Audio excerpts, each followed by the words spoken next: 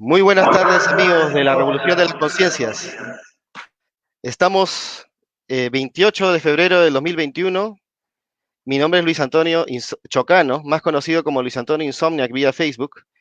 Y en este colectivo social, cultural, político, que busca llevar educación e información a la población, tenemos la honra de recibir esta tarde al doctor Ramón Ramírez Erazo, número 7, candidato al Congreso por UPP. Bienvenido, doctor Ramón Ramírez Erazo.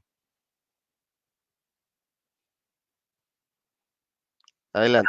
Oyentes, televidentes, y como le explicaba inicialmente, era fundamental, digamos, formar conciencia ciudadana. Y eso es lo que le ha faltado al Perú en estos 200 años de república, ¿no? Porque Claro, claro. es una república formal, la gente tiene que saber lo que es una república, res pública, ¿no? Cosa pública, transparencia, información de quiénes, de los que tienen el poder, de los que gobiernan. ¿Por qué? Porque ellos no pueden decidir de manera unilateral los destinos de 33 millones de ciudadanos. Por eso lo felicito nuevamente. Muchas gracias a usted, doctor.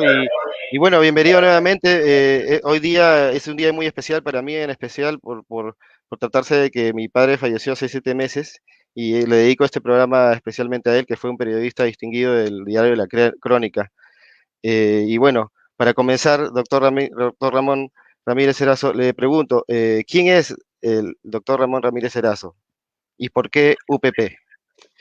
Bueno, yo soy un peruano, ante todo, ¿no? Peruano que ama su país. Yo me he formado desde muy joven en la Universidad de Cana de América, en San Marcos. Yo soy hechura de San Marcos. Mi bisabuelo fue rector de San Marcos, fue decano del Colegio de Agua de Lima, 2 veces. Y bueno, a mí mi madre me inculcó, pues, ¿no? Desde muy niño, ¿no? De más o menos que yo tenía unos paradigmas que seguir en la vida. Y desde muy temprano me inspiró, digamos, seguir esta carrera de derecho, pero yo en el camino encontré que esto era insuficiente. Y de ahí me nació la inquietud de conocer otras ciencias sociales, ¿no? Y durante más o menos 28 años yo he estudiado pues 7 doctorados escolarizados, ¿no? Y 7 maestrías escolarizadas. En total más o menos son 28 años de estudios. Y me he dedicado a la docencia universitaria, ¿no? Durante cerca de 29 años en San Marcos y en otras universidades. Yo soy fundador de la Universidad de Lima, ¿no? De la Facultad de Derecho, donde ha estudiado también Ricardo, ¿no? Pero yo he sido profesor ahí durante un tiempo, pero más me jalaba a San Marcos, ¿no? He estudiado en la Universidad Católica y otras universidades acá del país. O sea, mi formación ha sido multidisciplinaria, o más bien ahora la palabra que se usa es transdisciplinaria, porque la multidisciplinaridad ha quedado de lado, es obsoleta. Entonces, esa formación me llevó a mí a tener que prácticamente tener una visión sistémica de los problemas sociales, de problemas económicos. Pero ya a esta altura de mi vida yo soy más dedicado a la economía, ¿no? Soy más economista que abogado, soy más politólogo que abogado. ¿Por qué? Porque yo he racionalizado que el derecho no puede solucionar los problemas de la sociedad. Es un problema muy complejo. Entonces, yo he sido juez en una etapa de mi vida, he sido asesor general de la Contraloría General de la República, o sea, conozco al monstruo por todos lados. Y también soy empresario, ¿no?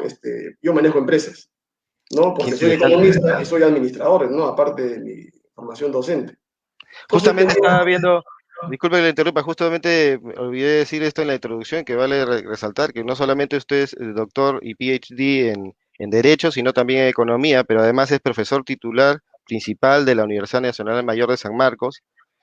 Además es doctor en Filosofía, doctor en Derecho, como dijimos, en Ciencia Política, Ciencias Administrativas, doctor en Economía, doctor en Educación y en Psicología y otras 7 maestrías y posgrados, todos escolarizados, más director de la Escuela de Posgrado de la Universidad Nacional Mayor de San Marcos. Muy bien, doctor, entonces, sí, su vida... escúchame, por Sí, favor. adelante, por favor. Y todas con tesis sustentadas, pues, le voy a mostrar una de mis tesis, ¿no? Excelente. Sería redundar, ¿no? Pero esta es una de las tesis, ¿no? Esta es otra de las tesis. Y cada tesis, pues, ha sido productiva porque ha llevado a una reforma constitucional a reformas legislativas, he escrito libros sobre esto, y el último trabajo sobre crecimiento económico y distribución del ingreso en el Perú, 1990-2020, bueno, es una obra, pues, para mí, la más importante que he escrito, ¿no? Porque detalla las causas de la ¿cuál es la palabra? Del atraso, de la pobreza que hay en el Perú, atraso secular. Fíjese que hemos cumplido 200 años de Así república es. Ujú. y el Perú ha involucionado en lugar de ir hacia adelante. Entonces mi preocupación ha sido esa, ¿ya? Mi preocupación ha sido esa siempre, pero además soy un hombre ejecutivo, ¿no? Soy un hombre, como digo, de empresa, que maneja Claro, empresas. O sea, yo conozco, digamos, correcto. lo que es, digamos, una organización y por eso que también estudié ciencias administrativas, ¿no? Claro, Es claro. el DBA y tengo un MBA y también o sea, una maestría en ciencias administrativas y un doctorado en administración de negocios. ¿Para qué? Para poder manejar un negocio, si no, las empresas, si no, usted no las puede manejar. Y eso lo he volcado a la docencia y también soy investigador principal en San Marcos, ¿no? Manejo dos grupos de Mire, investigación en San Marcos. qué Esa ha sido más interesante. o menos mi trayectoria de vida en estos últimos años. Ha escrito 85 libros. 85 libros, Qué, y qué- bueno, soy jurado internacional, ¿no? Yo cada cierto tiempo viajo al extranjero a tomar exámenes de grado, postdoctorales o doctorados en universidades de acá de América Latina. Y lo que a mí me renueva, ¿no? Estoy, digamos, en ese ejercicio, en esa gimnasia académica que me permite Ujú. actualizarme constantemente, ¿no? Esa Eso es es lo la más importante. Profesor, profesor, doctor, déjeme preguntarle, ¿su vida política está ligada al conocido señor Ricardo Belmont, ya experimentado también en la política peruana? Y bueno, es un hecho que Belmont es uno de los más fuertes rivales políticos, de los pocos antisistemas en contra de los grupos de poder que conocemos, ligados a los medios hegemónicos de prensa. La pregunta es, ¿ha existido una especie de bloqueo por la candidatura, para la candidatura del señor Belmont en la presidencia? claro, eso, bueno, eso data de tiempo atrás, ¿no? Porque Ricardo es amigo mío, hace Ujú. 35 años. Y para mí la amistad, como decía Aristóteles, pues es una virtud la más importante que tiene todo ser humano, ¿no? Creo que uno Lógico. sin amigos no podría tener una vida placentera, una vida alegre, positiva. Y eso es lo que Ricardo ha hecho en estos 40 años de vida pública, ¿no? Y no sé si su error o su virtud fue haberse metido a la política. Yo lo creo que ha sido algo positivo, a pesar de que ha perdido mucho dinero, porque él fue el primer alcalde de Lima que desafió al statu quo, ¿no? Desafió al sistema. Le ganó pues al candidato de Fredemo, ¿no? Que en esa época era Juan Inchauste. Y eso jamás los grupos del sistema, los grupos de poder se lo perdonaron a él. Te estoy hablando de 1990. Fue Claro, bloqueado, fue denunciado. A él le pusieron más de 800 juicios. Yo he sido abogado de él. Y correcto. Ricardo Belmont puede ser el único político en el Perú que tiene la mano limpia, tiene un certificado de antecedentes limpio. Porque 18 años. así lo ha certificado el Poder Judicial y el Ministerio Público. O sea, él ha guerreado durante 25 años en el Poder Judicial. Sí. Y no hay ninguna denuncia, no hay ninguna acusación que haya querido manchar su nombre, ¿no? Entonces, Ricardo, digamos, se atrevió a liderar, digamos, un movimiento, fundamos el movimiento Obras, él es el líder nato, el fundador del movimiento, y Claro, él tuvo dos gestiones exitosas en Lima, ¿no? Para mí, ¿no? Ricardo es el mejor alcalde que ha tenido Lima en toda su vida republicana. claro. Mucho mejor que la alcaldía del doctor Luis Bedoya, que no se desmerece, ¿no? Pero solamente le doy una hora, fíjese, el zanjón que hizo Bedoya solamente tuvo más que 4 kilómetros, o sea, desde la Plaza Grau hasta más o menos Javier Prado, que son más o menos 4 kilómetros. El resto del zanjón lo hicieron los otros alcaldes, Ok, Eduardo Chávez, ¿no? En cambio, mire, una sola obra, la obra emblemática de Ricardo es la Avenida Universitaria, que atraviesa 6 distritos de Lima, tiene 18 kilómetros de construcción, ¿no?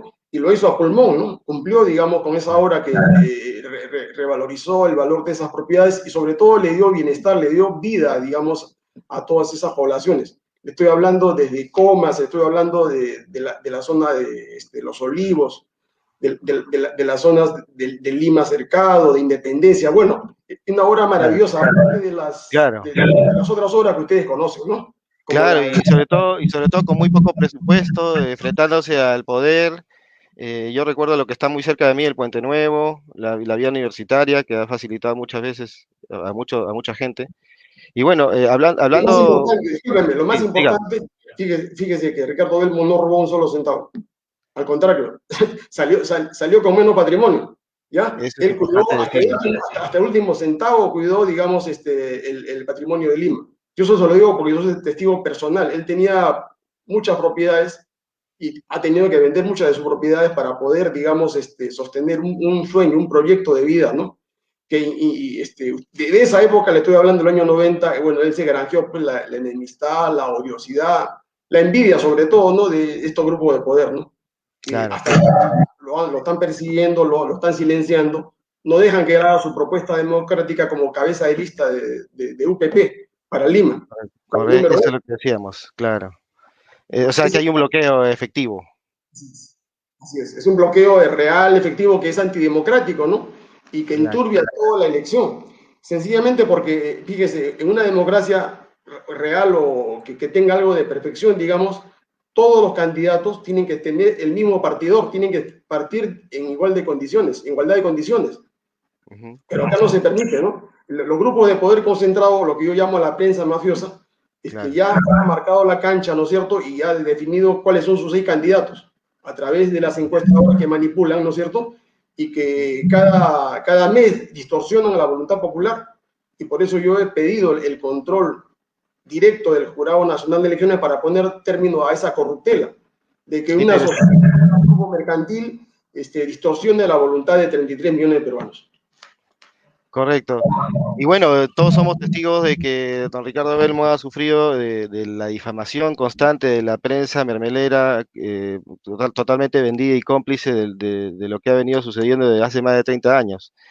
Y como referencia a los libros que usted mostraba tan ilustres, digamos, hechos en el Perú, ahora nos traen candidatos de afuera, como el señor Hernando de Soto, que escribió su libro El misterio del capital, que se hace famoso por ello, incluso usurpa la autoría de los otros coautores, ¿no? ¿Qué opina de ese libro y el otro Sendero? ¿Qué piensa de esos libros? El señor Hernando Soto no los ha escrito. El señor Hernando Soto primeramente no es economista. Muy ¿Ya? bien dicho. Tampoco es doctor de economía, tampoco es magíster, no es licenciado en economía. Ni es bachiller, fíjese, lo más elemental, como la que fue Mm, ministra de Economía, ¿no? claro, No era economista. Yo soy economista de carrera, de profesión, ¿no es cierto? Está mi título, soy bachiller de economía, soy doctor de economía. El señor de Soto no conoce pues, lo que es un modelo econométrico, ¿no? Los libros se lo han hecho otras personas, digamos, y él es incapaz pues, de poder formular, de sostener, por ejemplo, un debate técnico, económico, digamos, yo lo he emplazado a él varias veces, para que haya un para debate. digamos, técnicamente, digamos, que lo que señala en su obra El otro sendero, en el Ministerio del Ujú, Capital, son falacias, ¿no es cierto? Porque él ujú. cree que, yo le haría una exposición de cuál es el error que comete él, ¿no? De creer que la formalidad en la titulación de propiedades está en la riqueza del Perú, ¿no? Es una distorsión de lo que es la riqueza real, ¿no es cierto? Él confunde la riqueza monetaria con lo que es la riqueza real. Y Esa es la podríamos gran pregunta. evidentemente él no va a poder sostener, él no va a poder argumentar, digamos, ni decir de qué manera ha construido una obra, un libro como el que él presenta, ¿no? Porque eso lo han hecho otras personas, otros profesionales, ¿no? Que sí conocen, pero que tienen pues marco teórico, metodologías que no son las adecuadas para hacer una investigación de ese tipo, ¿no? Correcto. Vamos a la siguiente pregunta, doctor, y justamente es seguido de esto, y hablamos de su experiencia. ¿Cuál es su principal propuesta de llegar al Congreso? Y bueno, para seguir con esa pregunta y poder explicarnos también qué pasó con obras. Usted es el representante legal, tengo entendido, ante el Jurado Nacional de Elecciones. ¿Por qué la OMP y el Jurado Nacional de Elecciones son tan intocables? Adelante. Vamos a empezar por lo de obras. Miren, obras, la última participación que tuvo fue el año 95, justamente cuando Ricardo fue candidato a la presidencia. Esto de dominio público, esa elección fue fraudulenta, digamos, Montesinos controlaba la OMP, controlaba todos los entes políticos de nuestro país. Y ahí Fujimori se religió, digamos, y se impidió en esa oportunidad que Obras pudiera proseguir, digamos, con sus actividades políticas y cívicas, ¿no? ¿Por qué? Porque se le desató inmediatamente que dejó la alcaldía Ricardo el 1 de enero del 1993 una secuela de juicios, una persecución política, judicial y fiscal. Y lo que Ricardo tuvo que hacer en ese tiempo era defenderse, ¿no? Defender su patrimonio, defender su nombre, a su padre y a su familia. Y lo hizo, digamos, y jamás él se fue del país. No, él se quedó en el Perú y afrontó los juicios. Él no pidió medida cautelar, él no pidió, digamos, ningún tipo de beneficio. Él afrontó, me acuerdo, en todas las diligencias, él sostuvo su inocencia. Y al final, pues, el Poder Judicial le dio la razón, ¿no? Le dio la razón y fue absuelto en todas las denuncias que se presentaron, en todas las demandas que se le hicieron en todos los fueros, y eso demuestra que Ricardo, digamos, cumplió cabalmente con su función pública, digamos, sin robarle un solo centavo a los limeños. Ahora bien, Obras ha continuado en esta última década, digamos, un proceso de inscripción, ¿no? Que justamente cuando se estaba terminando de organizar los comités y recolectar las firmas, vino la cuarentena, ¿no? El 16 de marzo del año pasado. Entonces ahí ya no se pudo continuar con ese proceso de recolección, pero luego de esta elección el proceso va a continuar porque está pendiente, ¿no?, la participación de Obras en las próximas elecciones, ¿no?, municipales y posiblemente nacionales y otras que se programen. ¿Por qué? Porque Obras no es un movimiento, digamos, de última hora, es un movimiento que tiene mucha trayectoria política, cívica y ciudadana, y es una esperanza bajo el liderazgo de Ricardo Belmont, digamos, de dar solución a los graves problemas que tiene el país. El Perú está quebrado económicamente, ¿no es cierto? El próximo presidente que reciba este país va a ser bien difícil que pueda tener gobernabilidad. ¿Por qué? Porque nosotros, los que hemos estudiado las cifras, digamos, de la economía peruana, sabemos claramente que el Perú en estos momentos está viviendo de préstamos, está viviendo de sus ahorros. Agotados los ahorros de las familias, ¿qué cosa es lo que viene? No tienen posibilidad de poder adquirir bienes y servicios. Entonces va a haber un periodo bastante crítico, como ha sucedido en Chile, ¿no?, de convulsión social. Y para eso se necesita tener un Congreso, un Parlamento fuerte, un Parlamento que controle, un Parlamento que fiscalice. Y por eso que Ricardo está encabezando la lista de obras, ¿no es cierto? Perdón, de obras que está en alianza con UPP, porque es una alianza, ¿no? Y porque Claro. UPP ¿no?, invitó a Ricardo para hacer esta alianza y se concretó en Lima, al menos, para poder, digamos, plantear una serie de propuestas que les voy a mencionar a continuación. Pero la idea central en este caso es que Obras está continuando con su vida política bajo el liderazgo de Ricardo. Y la prueba de ello, digamos, es que probablemente Ricardo, digamos, con el apoyo de los ciudadanos, van a reivindicar su nombre, ¿no?, como el mejor alcalde del Perú que ha tenido en su vida republicana, y posiblemente yo considero que sea el congresista más votado, digamos, en esta elección.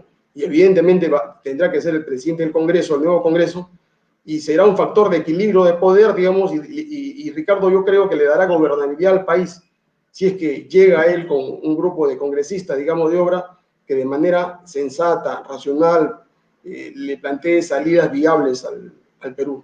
En el Perú tienen en estos momentos 4 problemas sustanciales que tienen que resolver, ¿no? El primer problema es la vida de miles de peruanos que están en peligro en estos momentos. Ya han muerto más de 100.000 peruanos.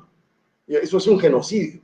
Ya un genocidio cometido por Vizcarra, continuado por Sagasti en alianza con el Partido Morado y Guzmán, porque ellos son los que están gobernando el país, ¿no? Sagasti y la Careta, detrás de ellos. ¿Y qué cosas han demostrado? En estos 3 meses de gobierno han demostrado lo del Partido Morado, que no tienen capacidad de gerenciar un país, a pesar de que tienen el presupuesto, el dinero. Entonces, Vizcarra ha dejado, todo el mundo se ha dado cuenta en estos momentos, Vizcarra dejó destrozado el país, no hizo ningún tipo de contrato para la provisión de vacunas, y por eso es que se han muerto miles de peruanos. Entonces, el nuevo gobierno lo que tiene que hacer es dar una salida a este problema de salud pública, ¿no? Que es muy fácil, ¿no es cierto? Porque hay que negociar esto, digamos, en el sentido pristino de la palabra, hay que, con los estados que tienen la posibilidad de suministrar esas vacunas, con Rusia, con Estados Unidos, con los gobiernos, ¿no es cierto?, que pueden, digamos, potenciar, digamos, una compra y suministro rápido de esas vacunas. Y eso no es ningún problema para alguna gente que conozca, pues, el manejo de empresas, ¿no? Sabe cómo se hacen las importaciones. Hay que hacer eso con los equipos de oxígeno, ¿no es cierto?, con las camas UCI, ¿no? Porque ¿qué es lo que ha pasado en estos últimos 11 meses? Lo que se ha hecho es, aprovechándose de la cuarentena, se le ha quitado derechos constitucionales a los peruanos, se les ha tenido una prisión preventiva durante 11 meses, ¿no? Y además se ha declarado el estado de emergencia, ¿para qué? Para hacer los más grandes negociados en todo el sector público. Y lo último que hemos visto y que todo el Perú ha podido tomar nota, digamos, es lo que ha pasado con las vacunas, ¿no?, en esta negociación que se hizo con los chinos.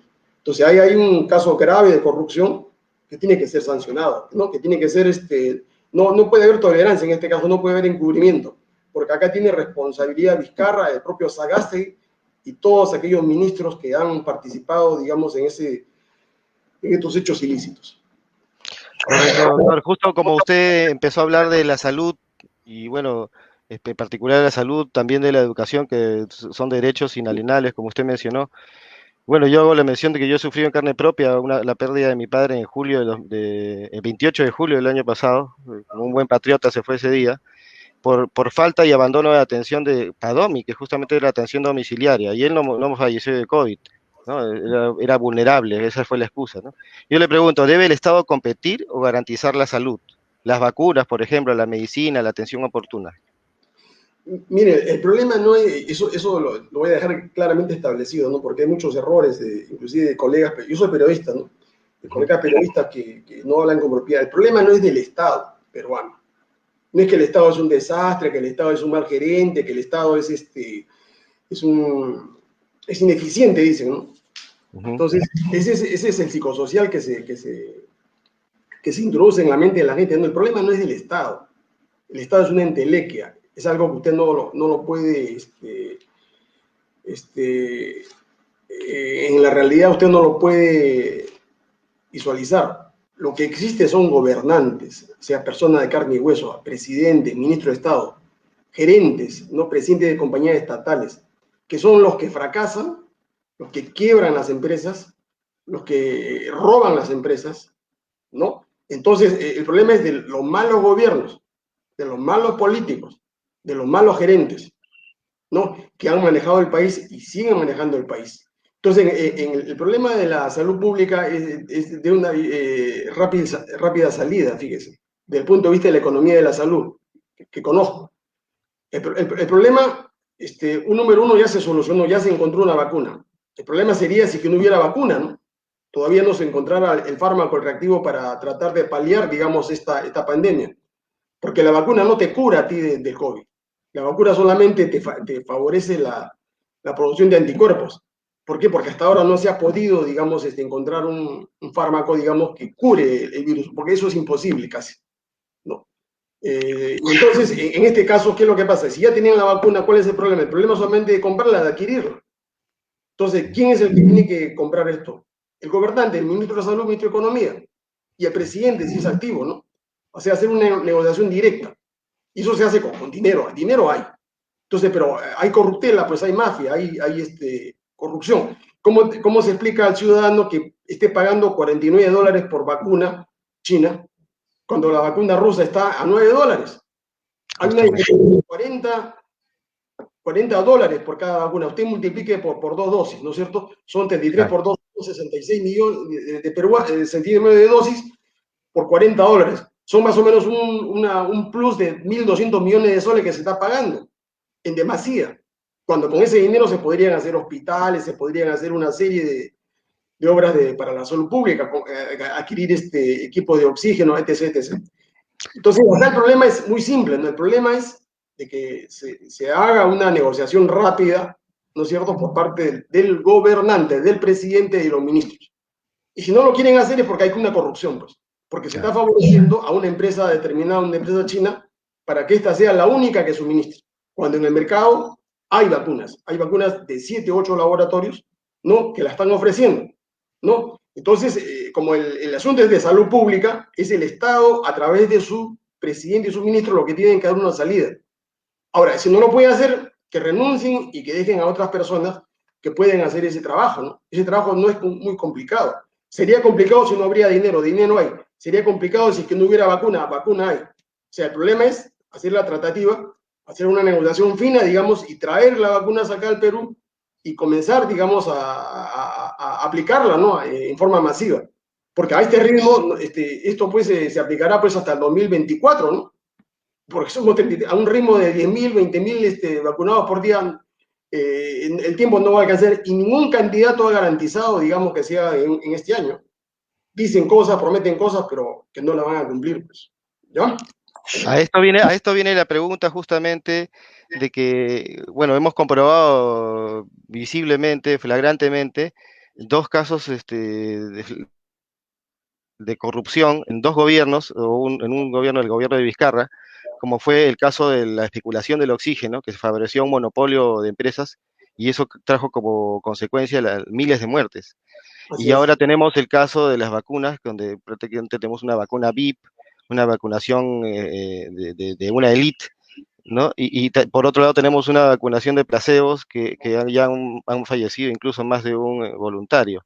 ¿Qué opinión, por ejemplo, le merece el ministro Ugarte, que asumió el ministerio después de haber sido él el causante de ese monopolio de oxígeno? Y la posibilidad de Vizcarra, después de su vacancia, de quedar libre de polvo y paja y ser candidato al Congreso buscando su inmunidad. Escúcheme, si los 66 congresistas honestos que hay en el Congreso eh, deciden conforme a la justicia, este señor tiene que irse a la cárcel porque ha cometido un genocidio. ¿Ya? Esto es imperdonable porque está jugando con la vida de millones de peruanos. Mire, ve, el problema es muy simple. Este problema de la pandemia ha puesto al desnudo la crisis del neoliberalismo no solamente en el Perú, sino en América Latina y en todo el mundo. El problema se agravó, la pandemia existe, pero el problema se ha agravado porque Perú no tenía un sistema de salud pública adecuado, potente, para afrontar una pandemia, porque pandemia, a ver, termina esta pandemia, vendrá otra, vendrá una segunda, tercera, cuarta, quinta, sexta, séptima ola. Y no, pues, el gobierno no va a estar decretando cuarentenas cada 3 o 4 o 5 meses. Entonces, hay que ser consciente de eso. Esto existe de que el hombre existe, de la comunidad existe, ¿ya? Ha habido pestes en la Edad Media que han acabado con poblaciones enteras ahí en Europa, y esto no es una novedad. El problema es que no teníamos nosotros en marzo del año pasado un sistema de salud pública gratuito, ¿no? Que sirva, digamos, a la población. El sistema de salud pública estaba destruido. ¿Usted se acuerda de este caso del asesor del señor Kuczynski, del presidente Kuczynski? Creo que no sé, Claro. si Moreno, ¿no? En el hospital Weizsäcker era jefe y médico de cabecera de Kuczynski, jefe ahí en el hospital Weizsäcker de un departamento, y él disponía que el tomógrafo que tenía ese hospital no se usase. ¿Para qué? Para tercerizar el servicio de la tomografía a empresas privadas, ¿no? Esa ha sido la corruptela no solamente en ese hospital, ¿no? Los laboratorios no se dan mantenimiento, los tomógrafos y todo el instrumental que hay ¿para qué? Para que estos sean derivados a entidades privadas, a clínicas privadas o a tal negocio. Entonces, la pandemia ha demostrado, ha puesto en evidencia eso que de la libre competencia en el sector de salud, digamos, es totalmente pues, nocivo, ¿no? Para los intereses de la mayoría de peruanos. Eso, porque uno no puede jugarse con la salud, con la vida de una persona. En otras áreas de la vida económica de un país se podría, ¿no? En el gas, y eso es todavía, ¿no? O en otras actividades, en la importación de carros, pero uno no se puede jugar pues, con la salud de la vida de millones de personas. Entonces, las personas han muerto, digamos, en muchos casos, no propiamente por COVID, sino porque no tenían la posibilidad de ser atendidos de enfermedades colaterales, como diabetes, hipertensión y una serie de enfermedades colaterales. Y el COVID ha venido a rematar y fácilmente, digamos, como no han tenido atención médica, se han producido estos decesos. Entonces, lo que se tiene que hacer, el nuevo gobierno tiene que dar una salida, digamos, a este problema de salud pública, porque si no se da una salida a este problema, el resto de propuestas que se hacen no tienen sentido, porque vamos a tener un país con 500.000 muertos, 1 millón de muertos, con una economía arrasada. Entonces, el nuevo gobierno lo que tiene que hacer es potenciar, ¿no es cierto?, al sistema de salud pública. Tiene que darse medicamentos gratuitos a los ciudadanos, tiene que hacerse una política de salud pública, digamos, preventiva. Tiene que darse atención, digamos, a los casos de emergencia de manera rápida, no como sucede actualmente en el seguro, ¿no? Donde a uno lo derivan, pues, 30, 40, 50 días para una atención y en 30, 40 días uno está muerto, pues, a pesar de que uno dice en el seguro. Se lo digo porque yo soy testigo de estos hechos. A uno le descuentan de su sueldo y no tiene atención. Entonces, hay una crisis total, el manejo gerencial es un manejo ya de gerencia, ¿no? Acá no se necesita ser sabio, no se necesita conocer bioquímica. Yo tengo una hermana, digamos, que es una reputada investigadora, ¿no? Doctora en bioquímica, doctora en salud pública, que me explica más o menos esta situación, porque yo no me meto a esa área del conocimiento que no es privativo de otros científicos, de otros profesionales, pero explica la situación en que se encuentra, ¿no? Es un problema de gerenciamiento del sector de salud pública.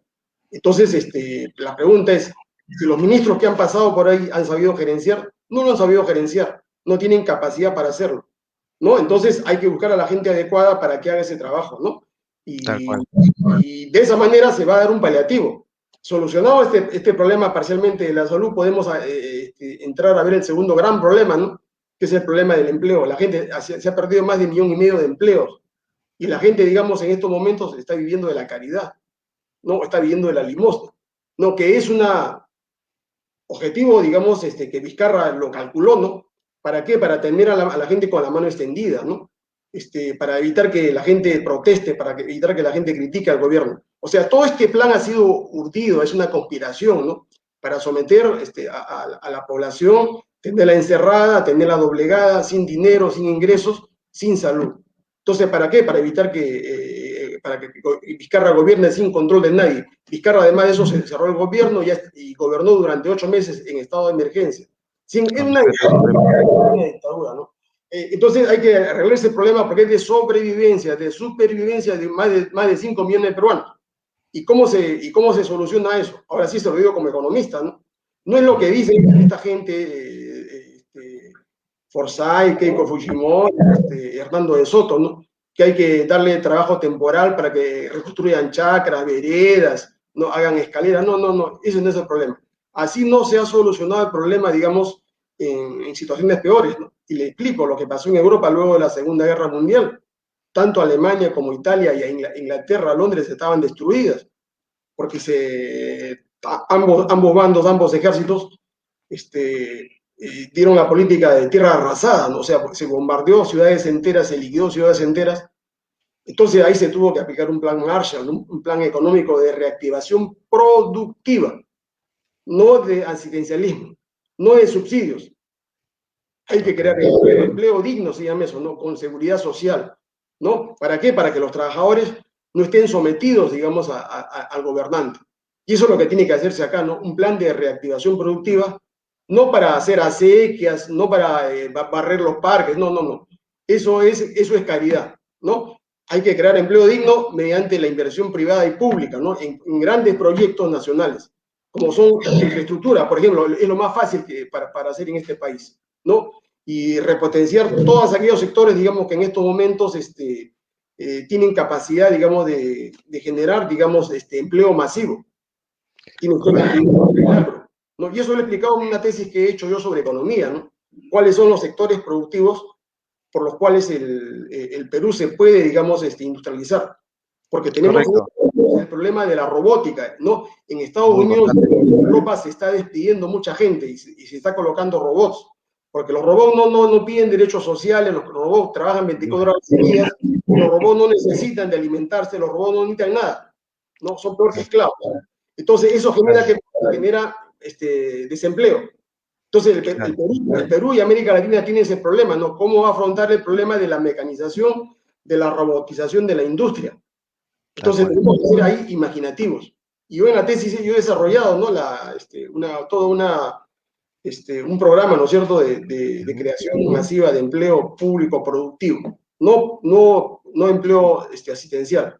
La tercera línea es darle seguridad a los peruanos, porque como consecuencia del desempleo, de la crisis económica, la delincuencia, digamos, se ha incrementado. Y hoy día, digamos, los peruanos no tienen seguridad. Los peruanos están expuestos a ser asesinados, a ser ultimados, a ser violados, a que se les arrebate sus bienes, a que se entren a su casa y ser violadas, inclusive las mujeres. Entonces, ¿qué problema acá? Acá ya no hay un problema de política de salud pública, acá no es un problema de política económica, acá se llama una política de seguridad ciudadana. ¿Quién la dicta? La dicta el gobernante, el que tiene capacidad con el ministro del Interior y un equipo de gente. O sea, hay que hacer política de seguridad ciudadana, se llama política criminal de Estado, para contrarrestar a la delincuencia. Y eso es fácil de hacer, porque eso ya se hizo. Hay que tomar los ejemplos. Acá no hay que inventar nuevamente la pólvora. Eso se ha hecho en Estados Unidos, ¿no es cierto? En Washington, en Nueva York, para detener la criminalidad, tolerancia cero, ¿no? Para delitos menores, penas severas, ¿no? Y hay que tecnificar, capacitar a los policías, hay que, lo que yo digo, fumigar el Ministerio Público, el Poder Judicial que está corrompido, con excepciones, porque hay magistrados honorables. pero la gran mayoría, y lo hemos visto en este caso de estas dos fiscales, ¿no? Del Callao, ¿no? Que siendo fiscales que conocían que era un problema de corrupción, se sometieron a Vizcarra, ¿no es cierto?, para tener preventa, ¿no? Y eso demuestra, mire, si esas dos fiscales anticorrupción, estaban metidas en este tinglado, ¿usted se imagina el resto de fiscales y jueces que no son anticorrupción? Donde se ven las sentencias, donde se trafican las sentencias. Entonces hay que hacer una política anticorrupción severa en esos niveles. Y combatiendo Correcto. la delincuencia, ¿no es cierto?, pasa usted a una cuarta política, porque esa política es fundamental para el país, ¿no? La política, hay que hacer una política anticorrupción efectiva, ¿ya? ¿Por qué? Porque si no hacemos eso, el resto no tiene sentido. Cada año el Perú pierde más o menos 20.000 millones de soles por corrupción. Nuestro presupuesto anual es 188.000 millones de soles.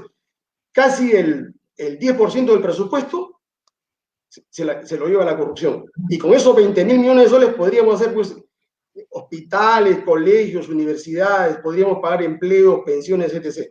Entonces, el nuevo gobernante y todo el equipo que lleve, lo primero que tiene que hacer en este caso, digamos, es diseñar política anticorrupción, que es una política sistémica, una política compleja, porque no solamente significa modificar los códigos penales o procesales, ¿no es cierto? Implica fundamentalmente trabajar sobre aquellos sectores, digamos, donde se detecte estos actos de corrupción. Y le contesto, ¿no? Porque eso yo lo he investigado.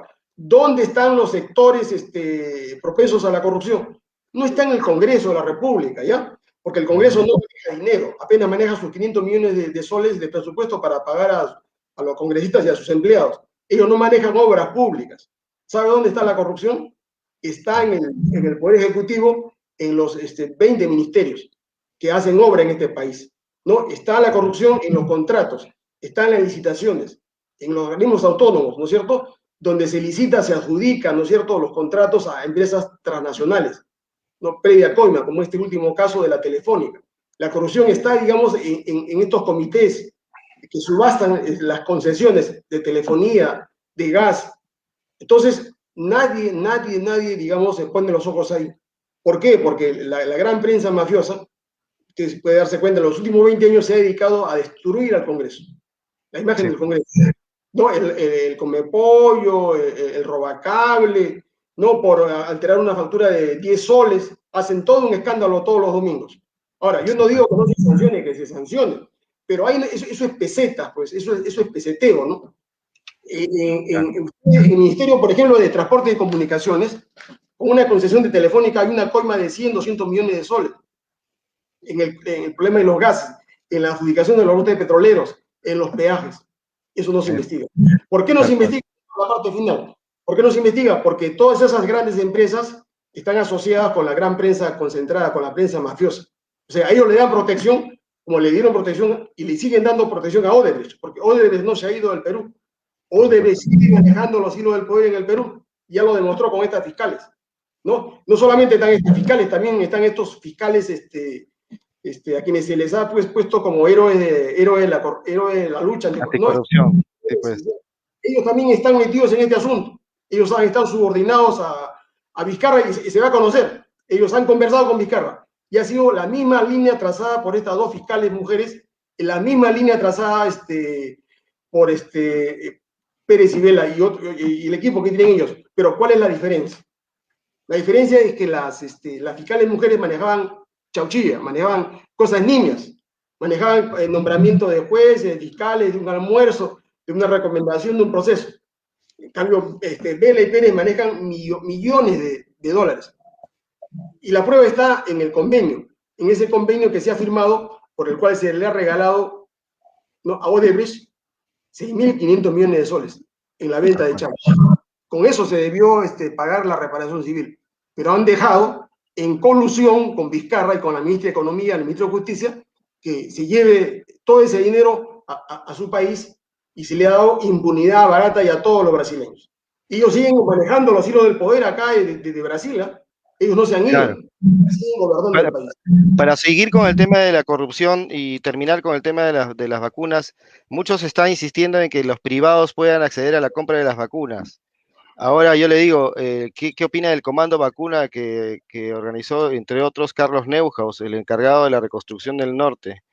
Que por ejemplo participó también de lo que usted mencionó hace poco de la infraestructura, ¿no? En el norte, que yo sepa, solo ha construido más de 100 centros comerciales. Luego, ¿cuál es su opinión de COVAX Facility, en la que, por ejemplo, bueno, de lo que es la ONU, lo que supone que facilitan el no acaparamiento de las vacunas en los que México y Argentina han liderado? Como vemos, México y Argentina han sido líderes en Latinoamérica y han aplicado justamente la vacuna rusa que usted mencionó. Ya, empecemos, fíjese, le voy a mostrar una obra, ¿ya? Que muy pocos neoliberales y liberales leen. Ujú. La obra es La riqueza de las naciones, que está acá, Ah, correcto. esta obra. ¿Por qué le digo que es nefasto, es nefasto que los privados actúen en asuntos de salud pública? Y acá lo dice Adam Smith en Ujú. la página 401. Interesante. Es decir, lo que mueve, dice, a un empresario, dice, no es la caridad, no es el bien común, dice. Lo que promueve es la obtención de su lucro, ¿ya? La ganancia, la codicia, dice, eso lo dice. Ah, mire ¿Ya? usted. O sea, el espíritu de cualquier empresario privado es el lucro. O sea, Newhouse no ha participado pues ahí por una obra de caridad, ¿no? En los negocios que ha efectuado. Le doy el ejemplo, ¿no? Los panamericanos, Tal cual. 7.000 millones de soles, gran negociado. Hasta ahora no se ha investigado ese negociado, porque es un negociado ya. Ujú. A los muchachos, a los pulpines, cerca de 3.000 pulpines universitarios, muchos de ellos han sido alumnos míos que me han informado, ¿no? Con el cuento del voluntariado, se legalizó la semi-esclavitud, o sea, tú trabajas gratis. ¿A cambio de qué? A cambio de un polo, de una gorra, ¿no? Fíjense, ¿ah? No se le ha pagado a estos muchachos el sueldo que correspondía, ni sus beneficios. Han trabajado gratis. ¿Y quién se llevó la plata? Las empresas inglesas, empresas privadas inglesas, ¿no es cierto? Que han sobrevaluado las obras, donde no hay injerencia del Estado peruano ni de la Contraloría, porque en ese caso, digamos, hay cláusulas en los contratos donde se le da inmunidad diplomática a todos los ingleses. Wow. Y ese contrato se ha repetido con otros 4.000 millones de soles en las obras de construcción de reconstrucción del norte. Tal Son los cual. mismos ingleses que ya conocen el modus operandi, hacen la operación, tienen inmunidad, o sea, pueden hacer lo que les dé la gana en el país. Mire Ahora, usted. ¿cuál es el mérito? Yo pregunto del señor Newhouse, porque se habla mucho del señor Newhouse. ¿Cuál es el mérito? Haber Es- entregado 7.000 millones a sus amigos ingleses. Él no Ujú. ha gerenciado nada en este país, en los panamericanos. Él ha dejado que las empresas inglesas hagan esto como en Hollywood, ¿no? Una operación, digamos, de esta naturaleza, ¿no? Entonces, conviene a los peruanos que las empresas privadas que buscan el lucro, que los empresarios privados que buscan el lucro, digamos, manejen, digamos, un asunto de salud pública. La racionalidad te dice que no, pues, No, porque pues, la corrupción va a haber mercado negro acá, ¿no? lógico. Va a haber pacientes VIP, ¿no? Claro Entonces, que sí. alguna gente equivocadamente dice, pues, si yo tengo la plata que quiero, puedo comprar la vacuna que me dé la gana, puedo pagar $1.000 por la vacuna. Es falta de racionalidad, ¿no? Porque los seres Correcto. humanos nos movemos por esos criterios, ¿ya? Son criterios Y, demasiado, digamos, atávicos, demasiado egoístas, demasiado codiciosos. Lo que tenemos que exigirle es al gobierno, al ministro de Salud, digamos, que en el menor tiempo posible importe las vacunas, pague las vacunas y la distribuya rápidamente. tal Y cual. con eso, digamos, se logra solucionar este problema. ¿Ya? Correcto. Antes de pasar al tema constitucional, la pregunta es, ¿por qué en la Constitución dice que tenemos una economía social de mercado? ¿A qué modelo económico esperamos los peruanos? Aspiramos. ¿Estado o privado? ¿Qué es la propiedad privada y del Estado? Es una confusión que está causando un movimiento juvenil aparentemente pagado, que se hacen llamar libertarios, que hablan de que el Estado hay que reducirlo al máximo. ¿Qué es el Ya, neoliberalismo? ya. Estos muchachos, primeramente, mira, ninguno de ellos ha leído esta obra, para empezar. Esto se Ujú, escribió en 1776. Y escúcheme, Adam Smith, no era economista, ujú. era profesor de filosofía moral. Mire usted. ¿Ya? Y Smith tampoco es original. ¿Ya? Esta obra no tiene la idea fundamental de la mano invisible que está acá. De estas cerca de 900 páginas solamente hay 10 líneas donde él fundamenta la columna esencial del liberalismo y del neoliberalismo, ¿no? De la mano invisible, de la libre competencia, de la libertad de comercio y el lucro, la codicia, lo que mueve a un empresario. Solamente son 10 líneas del resto, ¿no? Pero esa obra es valiosa. Para leerla hay que leerse unos 50 libros adicionales. Uno, hay que ubicar el libro en la historia de Inglaterra, de 1750. ¿Qué cosa era Inglaterra? Hay que leer la historia de Europa de esa época, del gobierno inglés, del gobierno francés, del gobierno alemán, del gobierno español. No, hay que estudiar la revolución industrial.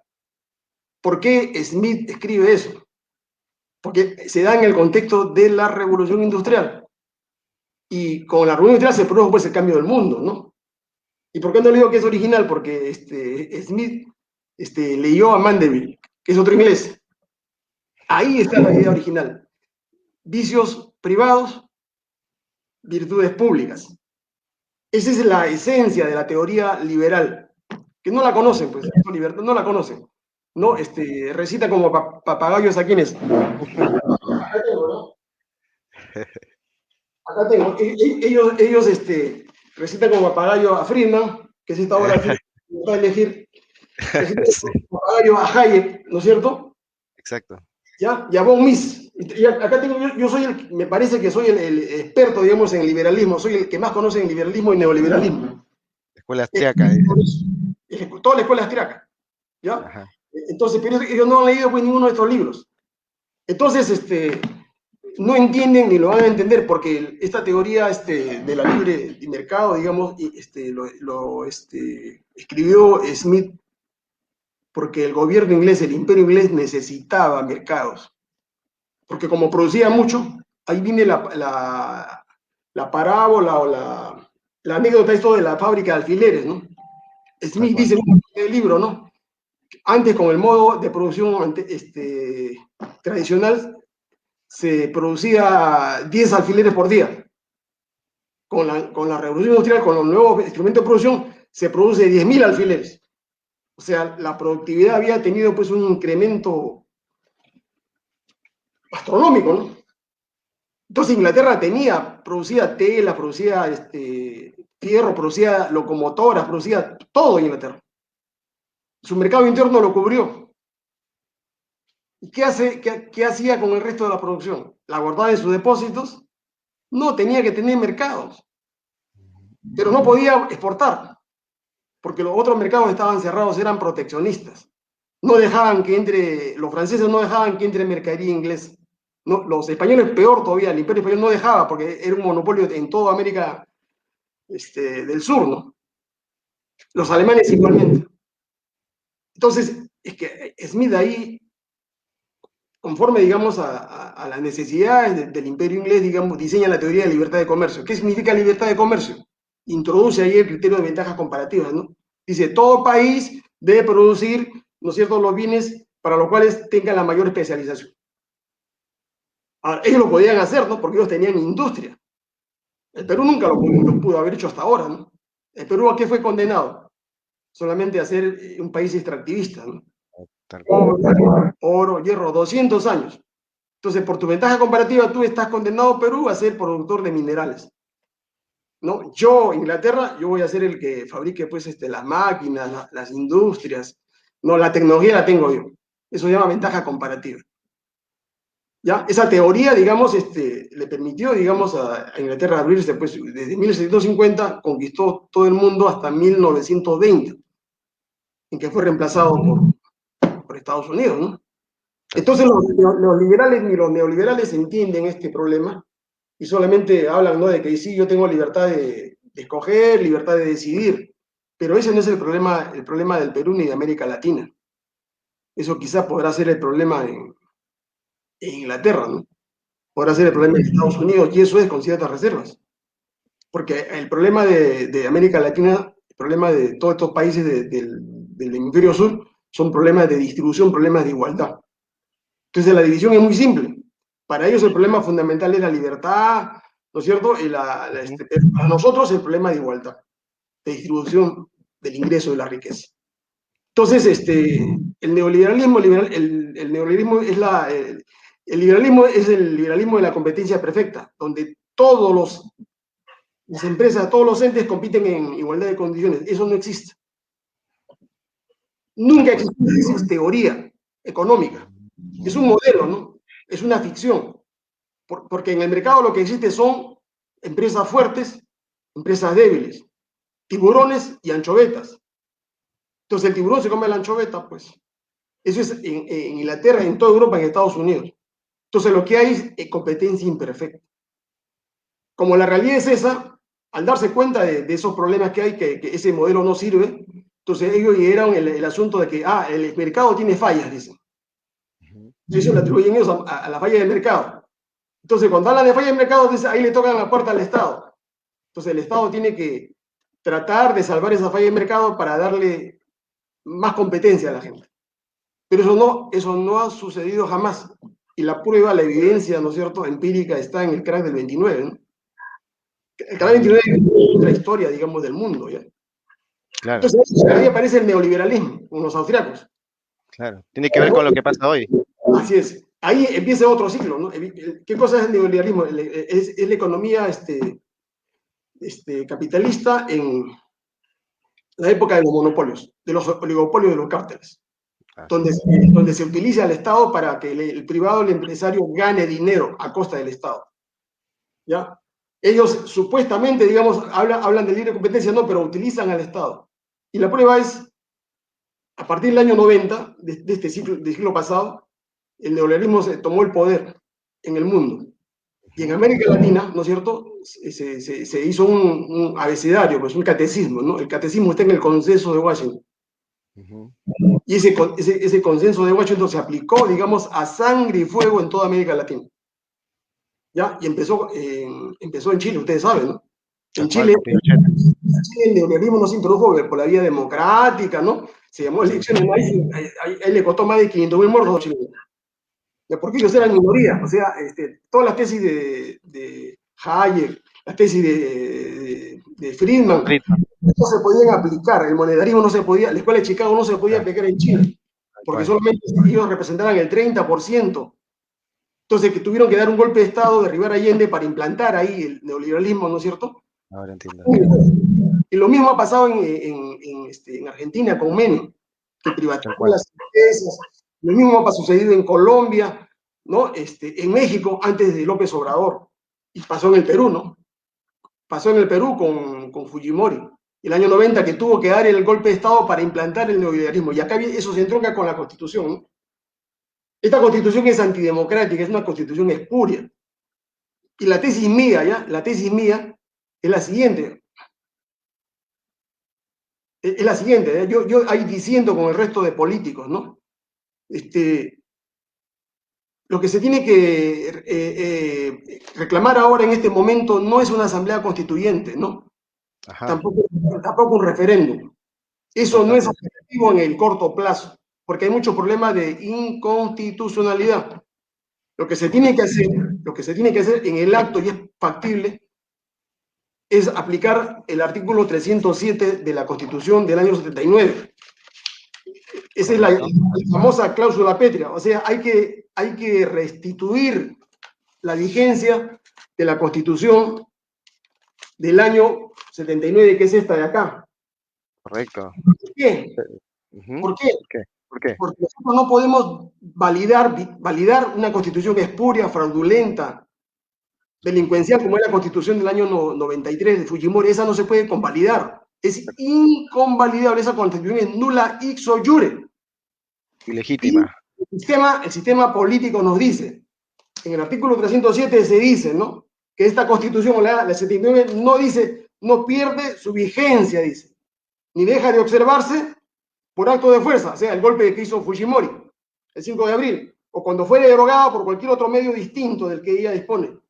Dice, en esta eventualidad, dice, todo ciudadano, o sea, usted y yo, cualquiera, dice, investido o no de poder o de autoridad, tiene el deber, dice, o sea, nos da un deber a nosotros, el deber de colaborar al restablecimiento de su efectiva vigencia. O sea, todos los 33 millones de peruanos estamos en la obligación de restablecer esta constitución. Esto es imprescriptible. ¿Y qué pasa? ¿Qué pasa si el gobernante, el presidente, el ministro, el congresista, el fiscal de la nación, el defensor del pueblo, que están en responsabilidad, todos ellos están en responsabilidad, no cumplen con restablecer esto? Dice la Constitución, ¿eh? Dice, son juzgados, dice, o sea, son juzgados, sometidos a proceso, ¿no? Todos aquellos que son responsables y los funcionarios de los gobiernos que se organicen subsecuentemente. O sea, los gobiernos de Fujimori, el gobierno de Toledo, el gobierno de Alan García, el gobierno de Humala, el gobierno de Buchísque, el gobierno de Vizcarra, el gobierno de Sagasti. Todos ellos son responsables, dice, si no han contribuido a restablecer el imperio de esta Constitución del 79. Y lo último, ¿ya? En este punto. ¿Y qué pasa si no lo hacen estos funcionarios que están en responsabilidad penal, civil y administrativa? Si no lo hacen, dice el Congreso, o sea, el nuevo Congreso que se instale, dice, decreta mediante acuerdo la incautación de todos sus bienes, ¿ya? Y de quienes se hayan enriquecido al amparo de la usurpación del poder para resarcir a la República de los perjuicios que se hayan causado. Esto es terminante. O sea, cualquier persona, usted, yo, cualquier persona que tiene sentido común, oye, acá hay una cláusula pétrea que me crea un deber, restaurar esto. Si no lo hago, yo también incurro en responsabilidad. Por eso, si yo soy elegido congresista, lo primero que voy a hacer es voy a pedir el restablecimiento de esta Constitución. Porque ese es el estricto derecho, es eso. Punto 1. Punto 2. Una vez restablecido el imperio de esta Constitución, no va a venir la anarquía, no va a haber acá un desorden, no. Se da una ley simple que dice, ¿no? Sométase a reforma constitucional esta Carta del 79. Correcto. Y se somete se reforma esto en la parte pertinente. Hay muy poco que reformar acá. ¿Sabe por qué? Porque esta Constitución 79 es mucho más adelantada que la Constitución de Fujimori del 93. Esta Constitución es mucho mejor que la de Fujimori. Porque acá hay más derechos sociales, económicos y políticos. Acá no hay ese régimen monstruoso neoliberal de sección. Acá no hay contrato ley. Entonces, acá hay un régimen de equilibrio de poderes. Porque esta Constitución de 79 fue producto de un consenso mayoritario. Eso tiene legitimidad. Oh, eso es muy buena. Me adelanté la pregunta, justamente. Es más legítima que la anterior. No, la otra es ilegítima totalmente. Acá participó la mayoría del pueblo, de la clase política. Desde la derecha hasta la izquierda, todos participaron. Y esta fue una constitución de consenso. La legitimidad se da por el consenso. Tanto la gente de la izquierda en esa época como la gente del PPC, la gente del APRA y todos los que participaron se pusieron de acuerdo para hacer este pacto de gobernabilidad del Perú. Y esta Eso quiere decir... es superior a la del 93, porque esa fue una imposición. Por eso no tiene legitimidad. Esa fue impuesto por el Servicio de Inteligencia, por Montesinos, por Fujimori y por los grupos empresariales. ¿Contra qué? Contra las espaldas del pueblo peruano y con un referéndum fraudulento. Por eso que esa Constitución no tiene ningún valor. ¿Pero por qué la han mantenido? La han mantenido hasta ahora, porque eso tiene que anularse, eso tiene que derogarse. La han mantenido porque eso preserva los intereses del sistema que está vigente desde el año 90 en el Perú. O sea, el saqueo, la expoliación, los abusos de poder, la corrupción. Esa es la Constitución que auspicia la corrupción en el Perú. Todo esto ha sido favorecido por esta Constitución. Y la pregunta sería, oiga, pero han pasado muchos años. No, señor. Y no hay antecedentes, sí hay antecedentes. El año 1826 se restauró la vigencia de la Constitución del año 23. porque Bolívar dejó sin efecto la primera constitución del Perú. El año 1867 se restauró la vigencia de la constitución del año 60, que había sido dejada sin efecto. O sea, hay precedentes, ¿no es cierto?, en el derecho constitucional peruano. O sea, no hay ningún argumento que pueda, digamos, oponerse a lo que yo sostengo. Y cualquiera de estos constitucionalistas neoliberales no tienen fundamento. El fundamento de ellos solamente es la fuerza, ¿ya? Es el abuso. Eso es fascismo, ¿no? Entonces, para sostener esa carta política, porque esa es la carta que permite saquear el patrimonio, la riqueza del Perú, y permite, ¿qué cosa? Que continúe la pobreza y la miseria de millones de peruanos. Entonces, Tal cual. primero hay que regresar a esta constitución, y el segundo día se reforma en los aspectos que sean necesarios, aunque hay muy pocos. No, hay muy Justamente pocos. sobre eso, usted prácticamente estaría acelerando un cambio que no requiere tanto proceso como el de la Asamblea Constitucional y la nueva Constitución.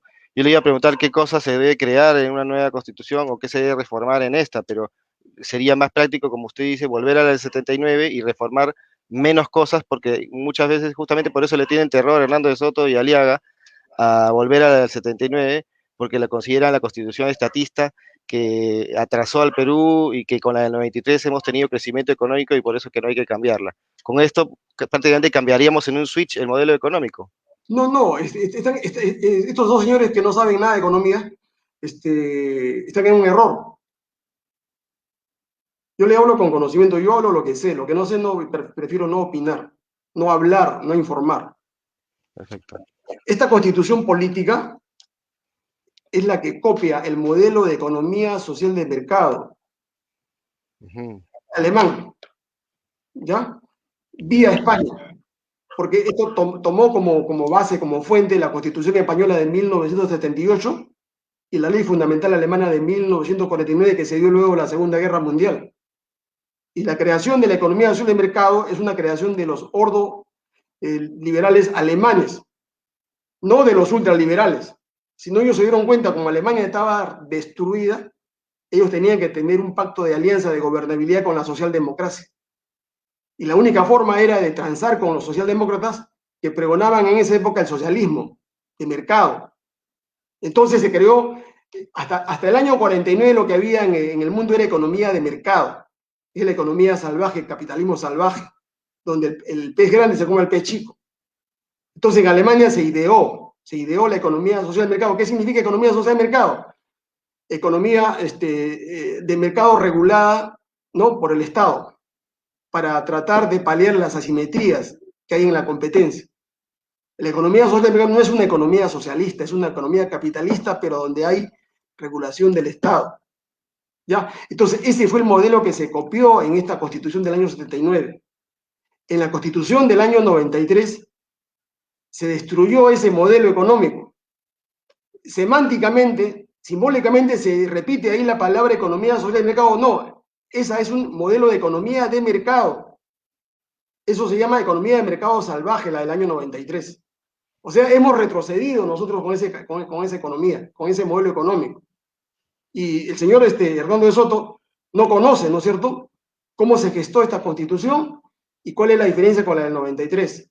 Lo que favoreció la constitución del 93 fue la salida del Perú desde el año, escúcheme, esto está calculado con cifras de, acá le muestro ya.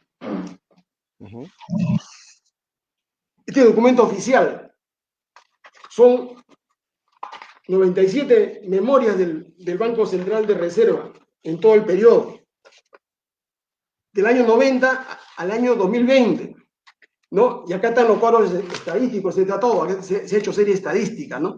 Desde el año 90 hasta el año 2020 ha salido, nosotros somos exportadores de capitales, ha salido del Perú 340.000 millones de dólares como ganancia, como utilidades de esta empresa, como consecuencia de esa constitución. Porque se le ha liberado de impuestos, se le ha repatriado capitales. El Perú ha sido saqueado. Ahora, yo no digo que las empresas extranjeras o las empresas del Perú no ganen, no tengan ustedes, sí, pero acá en el Perú hay una desproporción, ¿no? Eso se llama ratio. El ratio de ganancia-utilidad en el Perú es 70-30. Tal cual. Si hay $100 de ganancia, por decirle, el extranjero se lleva 70 y solamente en Perú se queda 30. Ujú. ¿Usted sabe cuánto es en Estados Unidos el ratio? ¿Cuánto? Es al revés. 70 se queda en Estados Unidos y 30 sale a Estados Unidos. Como en Bolivia. Más o menos. Pero lo que tiene que hacerse en el Perú no es expulsar a los privados. No, no, no. Solamente decirle, mira, vamos 50-50. Tal Por cual. decir, Ujú. 50 te llevas y 50 se quedan en el Perú, para empezar. Ahora, sobre el tema de la educación, por ejemplo, que también es un derecho, y bueno, los derivados, por ejemplo, el tema de las industrias estratégicas, del tema del petróleo, que no hay ninguna refinería y Chile tiene refinerías sin producir petróleo, lo del tema del gas, etcétera, los lobbies. Por ejemplo, ¿es necesario que una segunda reforma agraria para solucionar el problema del agro y la tierra también, por ejemplo, como propone un partido de izquierda, podría decirse caviar? Ya, no, vamos por las Por empresas partes. llamadas estratégicas. No, Ujú. todo Estado tiene ese tipo de empresas. Chile lo tiene a Codelco, ¿no? Que es la primera Ya. empresa estatal de cobre, ¿no? Es lo que los chilenos dicen, ¿no? Codelco le da el sueldo a Chile, ¿no es cierto? Ujú. Con la ganancia de Codelco se financian las obras públicas, el Exacto, presupuesto exacto, chileno, ¿no? Y tal Codelco no es cual. una empresa privada, no es una sociedad anónima, es Estado. Claro. Tiene usted acá Entel Perú, ¿no? Ujú, La que maneja la telefonía móvil, es una empresa estatal chilena. ujú. Los chilenos están metidos en el Perú, ¿no? Que controlan las comunicaciones, que controlan el espacio aéreo, Eso le iba con, a decir. con sus, con la FACH, o sea, con los aviadores de la Fuerza Aérea Chilena, que están camuflados como aviadores civiles. Claro, El Perú lo tienen controlado económica, militar, geopolíticamente. ese es el problema.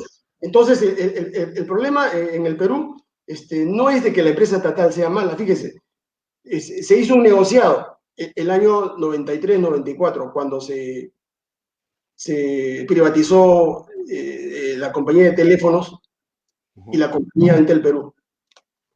Esas empresas no eran malas, esas empresas daban utilidades. Lo que pasaba es que no cubría la demanda de la población, la población quería teléfonos y se demoraban mucho, un mes, 2, 3, 4 meses en poner un teléfono. Entonces, Aparte, cuando Fujimori entra, digamos, y todo el lobby económico que tenía detrás, digamos, ujú, buscaba, ¿no? ¿Cuáles eran las empresas más apetecibles para ellos? ujú. Eran 5 empresas, ¿no? Una fue Claro. la Telefónica, otra fue la refinería de La Pampilla, que le voy a explicar después, porque he hecho un trabajo sobre eso. Ajá. Yo soy testigo de esto. En la compañía de teléfonos, en esa época estaba Carlos Carrillo Smith y tenía un proyecto de presidente. Tenía un proyecto para tercerizar y que participe un operador extranjero, digamos, en sociedad con la compañía estatal peruana. Y con eso aseguraba la colocación de telefonía. Pero desde el gobierno se saboteó esos proyectos y se le quitó capitales, totalmente pues se boicoteó el proceso Tal de cual. expansión de teléfono para dejarla así casi semi-muerta. Ujú. En esas circunstancias que se hace la licitación para vender la empresa y se saca licitación y se transfiere la joya de la corona. Pues es una empresa, digamos, estratégica para el Perú y que da utilidades. Y lo que había que era solamente potenciar, cambiar a los gerentes, tercerizar, si es posible, la gerencia con operadores coreanos, americanos, rusos, quien quiera, quien maneja, o vietnamitas, y que te garantice, digamos, ponerle 1 millón, 2 millones, 3 millones de líneas a los peruanos, a precios bajos. Eso se pudo haber hecho, pero no, se privatizó y esto se convirtió en un negociado. Pues. Porque Claro. Telefónica, escúcheme, la subasta fue por 1.490 millones de dólares que debió pagar Telefónica. Telefónica solamente pagó 1.000 millones. En el camino se quedaron 490 millones de dólares que se encubrieron como aumento de capital. Fraudulento. Porque lo que debió entrar era íntegro, los 1.490 millones, porque estábamos vendiendo toda la empresa. Sin embargo, ellos hicieron el fraude de los 400 millones de dólares, disfrazarlos como aumento de capital emitiendo acciones. Eso va a tener que investigarse hasta ahora, porque hasta ahora no se ha pesquisado eso. Y el segundo gran negociado que hubo, digamos, fue con La Pampilla. Oiga, La Pampilla fue una empresa construida en la época de Belaúnde del año 66. Fíjense, no ha sido creada por un gobierno socialista o comunista, ¿no? Belaúnde estratégicamente vio que era necesario tener acá la Pampilla, una refinería aparte de la de Talar, y se hizo, se construyó, y la empresa producía ganancias, porque es el negocio más rentable, ¿no? Refinar petróleo. Sin embargo, digamos, el lobby nuevamente operó, ese mismo lobby operó, subvaluó la empresa, se la vendió y Repsol se apoderó de la empresa. ¿Usted sabe cuánto es el ingreso, el patrimonio de la venta anual del ingreso que tiene Repsol? Es la segunda empresa, porque la primera es Petroperú. Españoles. 4.500 millones de soles al año. ¿Quién entregó ese negocio? Fujimori se lo entregó, digamos, a los españoles. Tal cual. Y ahí podemos hablarlo de lo del gas, que es mucho más grave todavía, ¿no? Porque el gas que sale ahorita, digamos, es una muestra, ¿no? del saqueo que el Perú está siendo objeto hasta ahora, ¿no? Claro. Y estuvo PPK, ¿no? PPK Toledo. Y responsable Cuchiqui y Toledo, ¿no? Porque habiendo gas asegurado en el Cusco, digamos, ¿cuál fue el negocio? Poner los tubos, poner los barcos acá en la Melchorita, en Pisco, perdón, en Pisco, mal ahí, hacer un puerto, digamos, para embarque de gas. O sea, ahí llegan los barcos, le conectas la tubería, licúas el gas, lo conviertes de gas en líquido y lo exportas. Y nadie controla, digamos, ese volumen de exportaciones. Si por decirte el costo de producción que es en el Perú, por decirte, $1, ellos el gas lo venden en México o en Estados Unidos en esas refinerías a $15. Una ganancia brutal, pues, ¿no? Cuando acá falta gas, el gas ha subido de precio. Y ese problema sí hay que revisarlo, hay que estudiarlo para ver de qué manera se puede recuperar ese recurso natural que debe ser distribuido a todo el Perú, del sur, ¿no? Claro, justamente ahí viene el ejemplo de México, ¿no? Que fue lo primero que recuperó en su país, Pemex. Así es. Con eso usted se da cuenta que el problema no es del Estado, el problema es de gerenciamiento. Y el problema de gerenciamiento es igual el problema en la empresa privada. Si la empresa privada tiene malos gerentes, la empresa va a quebrar, pues desaparece.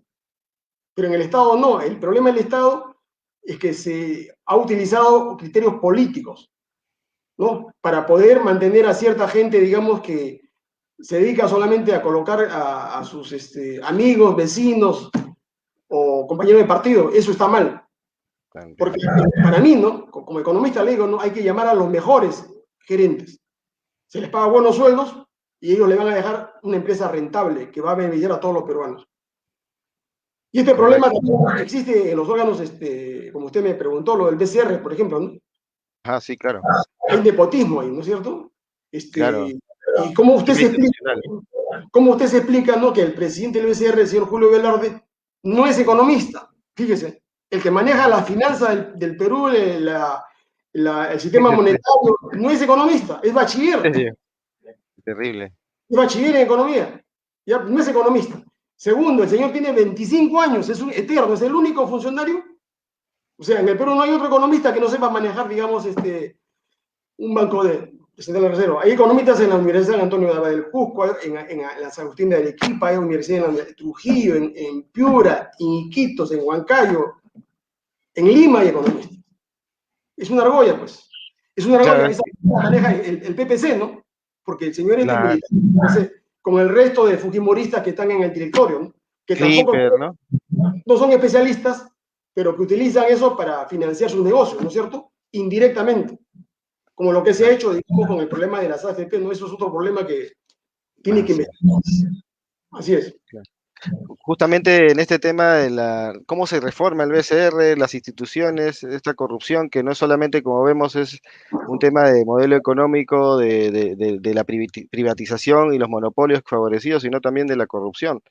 Y en este caso se ha mantenido, como usted bien menciona, en el BCR, Julio Becerra, también está Klimper, hay otros, gente que es del gobierno fujimorista, incluso como Rafael Rey, que han estado presentes en esto, pero ¿cómo reformar, por ejemplo, el Poder Judicial, el Tribunal Constitucional, que, por ejemplo, podría entorpecer cualquier legislación del Congreso?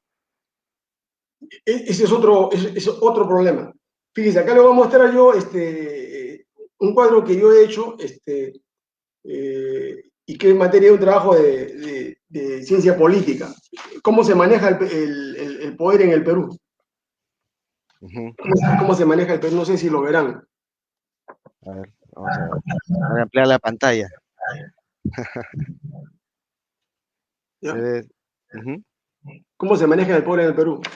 En el Perú, el poder está en manos de un grupo de poder económico, Ya, en alianza, ¿no es cierto?, con la prensa mafiosa, la prensa concentrada, correcto. que ha subordinado al Poder Judicial, al Ministerio Público, al Defensor del Pueblo, a la Contraloría, Ujú. ¿no? Y a las Fuerzas Armadas y a la Policía. Ya, este es un régimen aparentemente, la Constitución dice semánticamente, no, de separación de poder, este poder concentrado. Acá hay concentración del poder. Peor que China, Ujú. peor que Cuba, porque Tal cual. acá hay una apariencia de democracia, ¿no?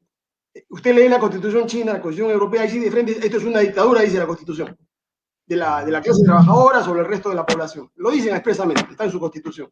Acá no, acá usted lee la Constitución peruana y dice, no, el régimen de separación de poderes es la fuente del Estado, es la base del Estado.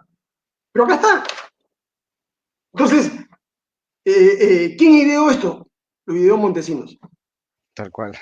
Y se ha mantenido el aparato con algunos recambios, se ha mantenido, y el que ha sustituido a Montesinos y a toda la mafia que manejaba, digamos, la red del poder del año 90, ha Que sido crearon la máquina.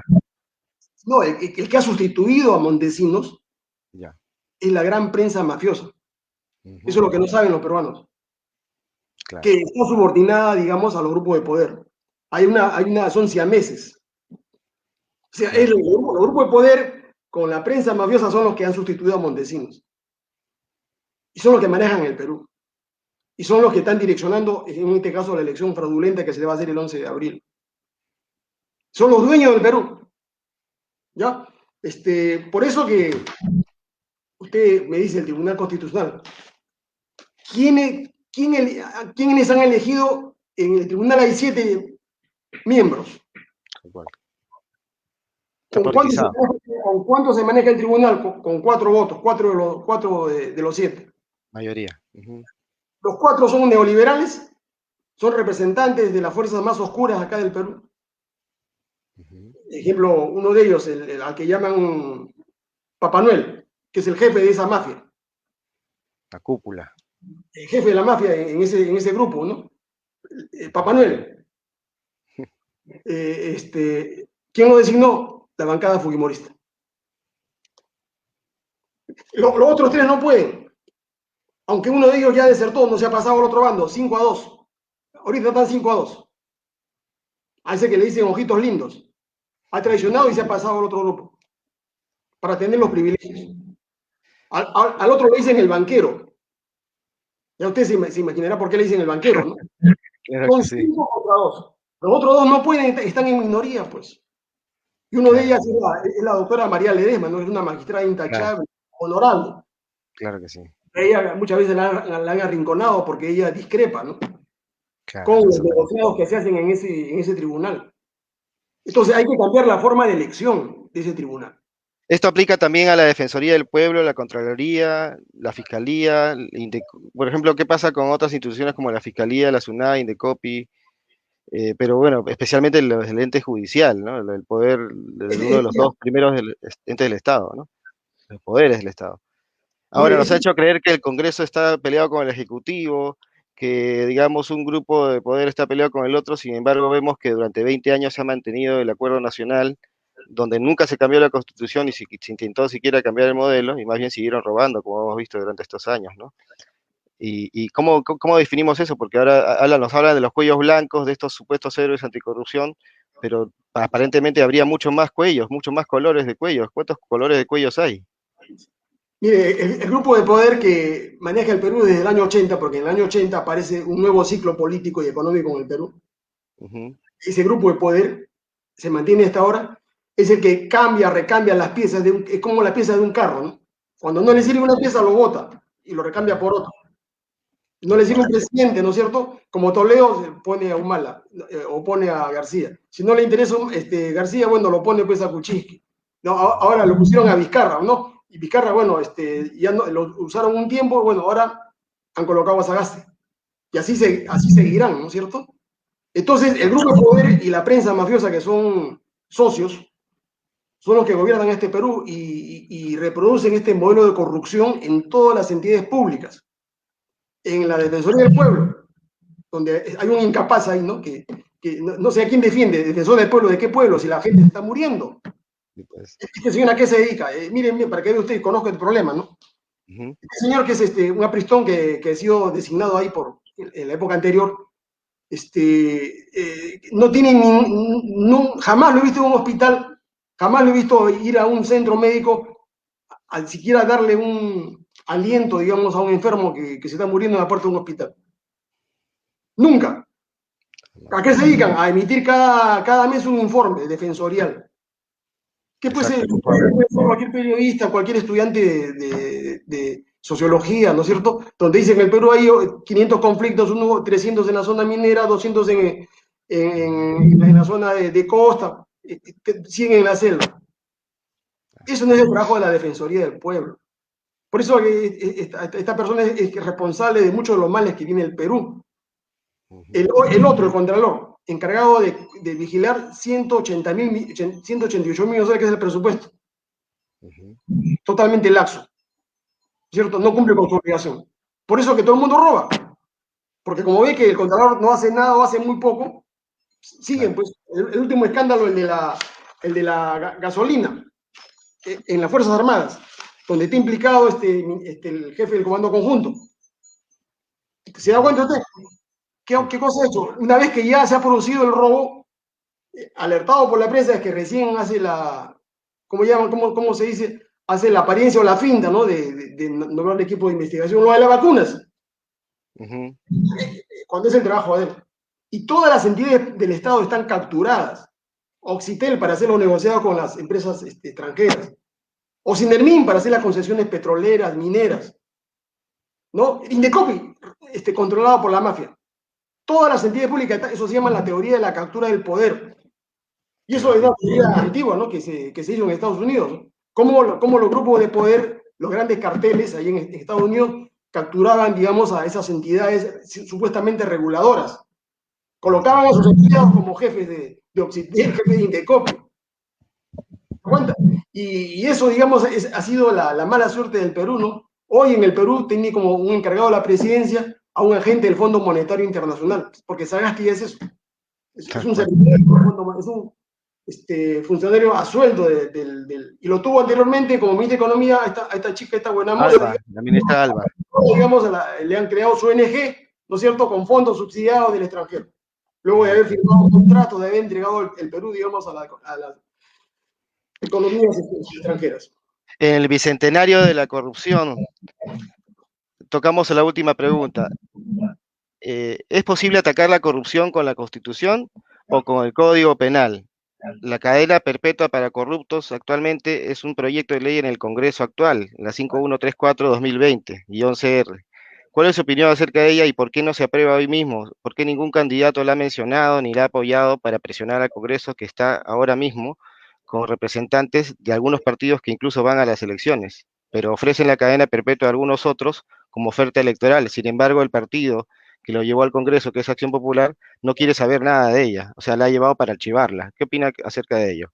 Ah, y otra cosa más, cadena perpetua, pena de muerte. Veo que hay una doble propuesta de UPP. ¿Cómo aplicar el artículo de la pena de muerte en la Constitución sin violar el Pacto de San José de Costa Rica, finalmente? Adelante, doctor. Fíjense, el problema de la corrupción en el Perú es un problema de tipo político. ¿Ya? Ojo, y secundariamente normativo, o sea, jurídico, Ujú. pero esencialmente político. Y para resolver problemas políticos se necesita tres cosas, ¿no? Ujú. No solamente la voluntad política, de querer combatirla, de querer erradicarla, eso no es suficiente. Para mí, ya, mi teoría es que se necesita decisión política. Voluntad política es distinto de la decisión política. Decisión política significa ejecutar una idea, ¿no es cierto?, para solucionar un problema. Y en el Perú, casi la mayoría de políticos engañan, a la población cada 5 años. Prometen una serie de cosas, pero al final dejan el sistema intacto. Usted estudia los gobiernos desde el año 80 hasta la fecha, miren, han pasado 40 años. La misma política económica, el mismo modelo económico, la misma política de corrupción. Es un fracaso total de todo el modelo, de todo el sistema político-económico en el Perú. ¿Por qué? Porque el que maneja el gran titiritero acá en el Perú es este grupo de poder que está intocado en estos momentos, que en un momento, digamos, se asoció a Odebrecht, porque Odebrecht formaba parte de este grupo de poder desde el año 90. Odebrecht llegó al Perú el 79, pero ya aparece en el Perú con los negociados a partir del gobierno de Fujimori. Y ya Odebrecht, digamos, ya se descarrila, digamos, a partir del gobierno de Toledo, el 2001, 2002. Cuando llega Toledo, bueno, los que conocen a Toledo saben cómo era Toledo, pues, ¿no? Ya con decirle que él antes de ser presidente ya hacía negociado, ya había vendido, repartido los ministerios, concesiones, y era previsible, ¿no es cierto?, que se asocie con Odebrecht, no solamente para la transoceánica, esta carretera del sur, ¿no?, sino para otros negocios mucho más grandes. Entonces yo le digo, ninguno de estos candidatos va a cumplir con su política anticorrupción, porque todos tienen rabo de paja, tienen las manos sucias. Prueba, este señor López Aliaga, por ejemplo, tiene problemas por lavado de activos, de la fortuna que obtuvo, digamos, y que ha obtenido en Panamá, tiene que dar cuenta de ese asunto, de cómo obtuvo esa concesión de Perú Rey, ferroviaria, justamente con la privatización que hizo Fujimori. en AFER, claro. Así es. Y economía es muy simple hacer calcular la cifra, pues, ¿no? No es el cuento de que yo puedo decirle, mira, yo soy empresario exitoso, yo he manejado 50.000 empresas, he ganado millones de soles. Discúlpame, ¿dónde los tiene? ¿En qué paraíso fiscal, señor Ramírez? A que diga dónde tiene su plata, pues a ver cuántos impuestos ha pagado al Estado si es un empresario exitoso. ¿Usted cree que López Aliaga tiene su plata acá? Lo tiene en paraísos fiscales. ¿Ya? ¿Por qué? Porque ahí tiene inmunidad tributaria. No pueden penetrar, digamos, sus ingresos. Pero cuando eso se devele, ¿no es cierto? Cuando se descubra eso, digamos, esto va a ser un gran escándalo, ¿no? Al igual que en otros casos, ¿no? Como sucedió con Alan García, ¿no? Porque al final se llega a saber cuando a los americanos o a los europeos les interesa liquidar una situación de este tipo, digamos, develan el secreto bancario y lo filtran a la prensa y la prensa entiende este asunto, ¿no es cierto? Eso se va a llegar a saber. Lo mismo con Acuña y con todos estos candidatos.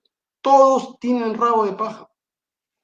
Porque no tienen, estos no son peruanos, por su sangre pues, correrá chicha, correrá otra cosa, ¿no? Pero no tienen sentido de patria, de nación, de país, de gobierno. No tienen sentido de lo que es el Perú, no saben lo que es el Perú. ¿No? Y yo le podría en una conferencia decirle lo que es el Perú. Desde que el Perú llegó, digamos, a ser, cuando llegaron los españoles, qué cosa era este territorio, quiénes vivían acá y cómo es que se forma el concepto de identidad de nación. ¿Por qué somos peruanos a 200 años? ¿Qué cosa es lo que nos une? ¿Qué cosa es lo que nos diferencia? Pero esto no tiene ese sentido.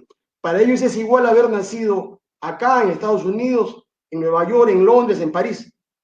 Con tal de que su dinero esté ahí, no hay ningún problema. Porque al Perú no les interesa. ¿Ya? Y son los hijos de los terratenientes, de los encomenderos, de esos que descuartizaron a Tupac Amaru, de los corregidores. Son los nietos, los tataranietos los que manejan este país, camuflados. ¿Ya? Que son los nuevos ricos del Perú, que aparecieron en el tiempo de la independencia, cuando se dilapidó pues, el dinero de la deuda del guano, el auge del guano que tuvo el Perú. Ahí aparecieron los ricos que luego han continuado. ¿Han continuado con quién? Con ese gran traidor que fue Andrés Aurelio Cáceres, ¿no? Que firmó el contrato Grace y que le entregó las riquezas a los ingleses y que vivió de los privilegios que le dio la oligarquía desde 1885 hasta 1920 con Leguía. Toda la clase oligárquica tradicional vivió, digamos, vivió con Andrés Aurelio Cáceres y acá lo presenta como un héroe nacional y no es así. Increíble, ¿no? Y Andrés Garrido Cáceres asesinó, fusiló a campesinos ayacuchanos, Uf, reconocidos por él. qué terrible. Porque, entonces, pero acá se mistifican, ¿no? Cosas que no son, pues, que ha sucedido en la realidad, ¿no? Entonces, la corrupción, si no hay un gobierno, un gobierno antimafia, ¿no? Porque esto es un problema de mafias, Así y es. hay que combatirlas así frontalmente, tolerancia cero. Y con estos fiscales, con este poder judicial es imposible. Ya hay que hacer una reforma judicial profunda. Hay abogados, hay estudiantes que quieren asumir ese rol, sí, hay que buscarlos, hay que seleccionarlos. Y va a ver que esto puede cambiar. Entonces acá el problema del Perú, digamos, tiene salida, yo soy optimista, tiene solución. ¿Por qué? Le doy Ujú. solamente un indicador. A ver. ¿Qué cosa es el Perú? Es un pueblo de 33 millones de habitantes. Ujú, ¿Cuál es la riqueza del Perú? 200.000 millones de dólares es su Producto Bruto Interno Anual. O sea, cada año producimos 200.000 millones de dólares. ujú. ¿Cuánto es el Producto Bruto Interno de Estados Unidos? Son 22 trillones de dólares. ¿Cuánto significa comparando al Perú? Sería el 0,2% la riqueza del Perú es el Sí. 0,2% de la riqueza americana. Ujú. Vale con China. El PBI de China está en 23 trillones. Más o menos el PBI del Perú es 0,19%. O sea, Menos el Perú todavía. es la provincia menos rica de China, el estado Ujú, menos rico de Estados Unidos. ujú. Y los chinos, y no estoy halagando al régimen comunista, sino estoy viendo la parte económica, ¿no? Han Claro. logrado solucionar un problema económico muy simple, ¿no? Dar de Ujú. comer, dar de vestir, darle una casa a la mayoría de su población. Y los americanos han hecho lo mismo, ¿ya? O sea, el problema del Perú que sería una provincia, un distrito de estas grandes, un distrito sería el Perú, ¿no? Es Claro. viable, tiene salida, claro que tiene salida. El Perú hay que industrializarlo. Hay que recuperar las riquezas que pertenecen a los peruanos, hay que distribuir mejor. Tal cual. Hay que hacer una política económica de reactivación productiva, de crecimiento, ¿no es cierto? Y desarrollo económico, no solamente crecimiento, desarrollo. Porque crecimiento y desarrollo son dos cosas distintas. El Perú ha crecido, sí ha crecido, pero no ha habido desarrollo, porque hay más pobreza, hay más miseria.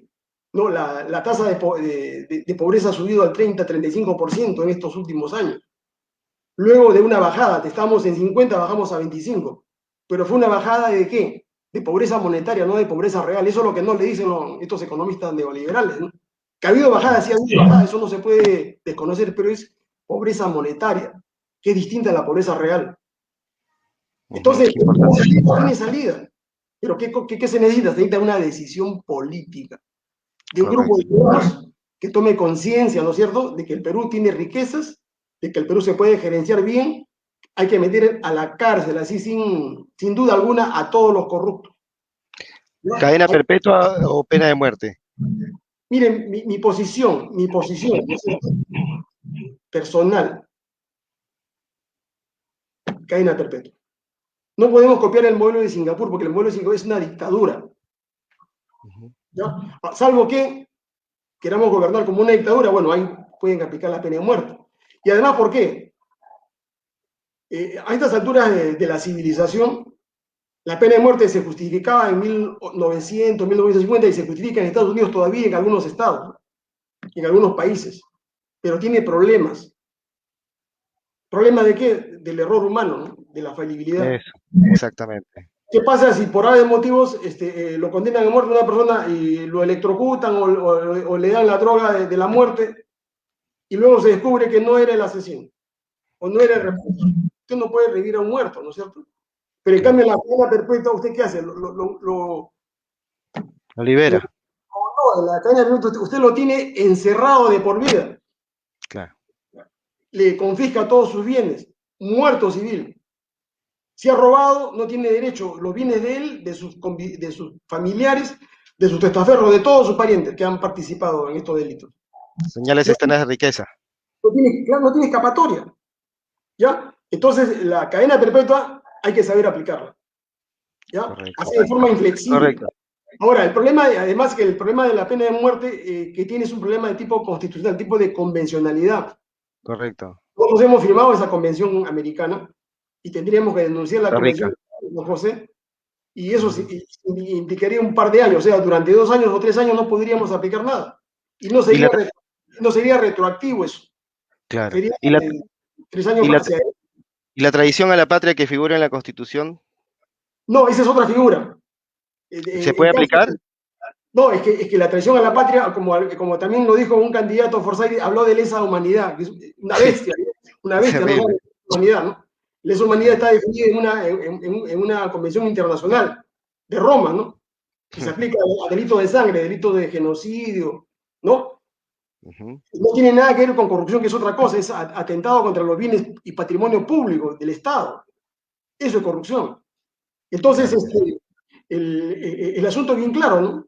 Pero acá hay una dosificación, ¿no es cierto? Que tiene, eso lo puede explicar un sociólogo, un antropólogo y un psicólogo con claridad, ¿no? La sangre trae más sangre. Claro.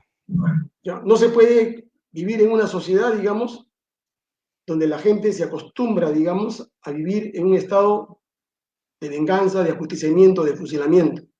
Eso lo he escrito, hay un libro acá que lo tengo, Michel Foucault, se llama Vigilar y Castigar, Nacimiento de la Prisión.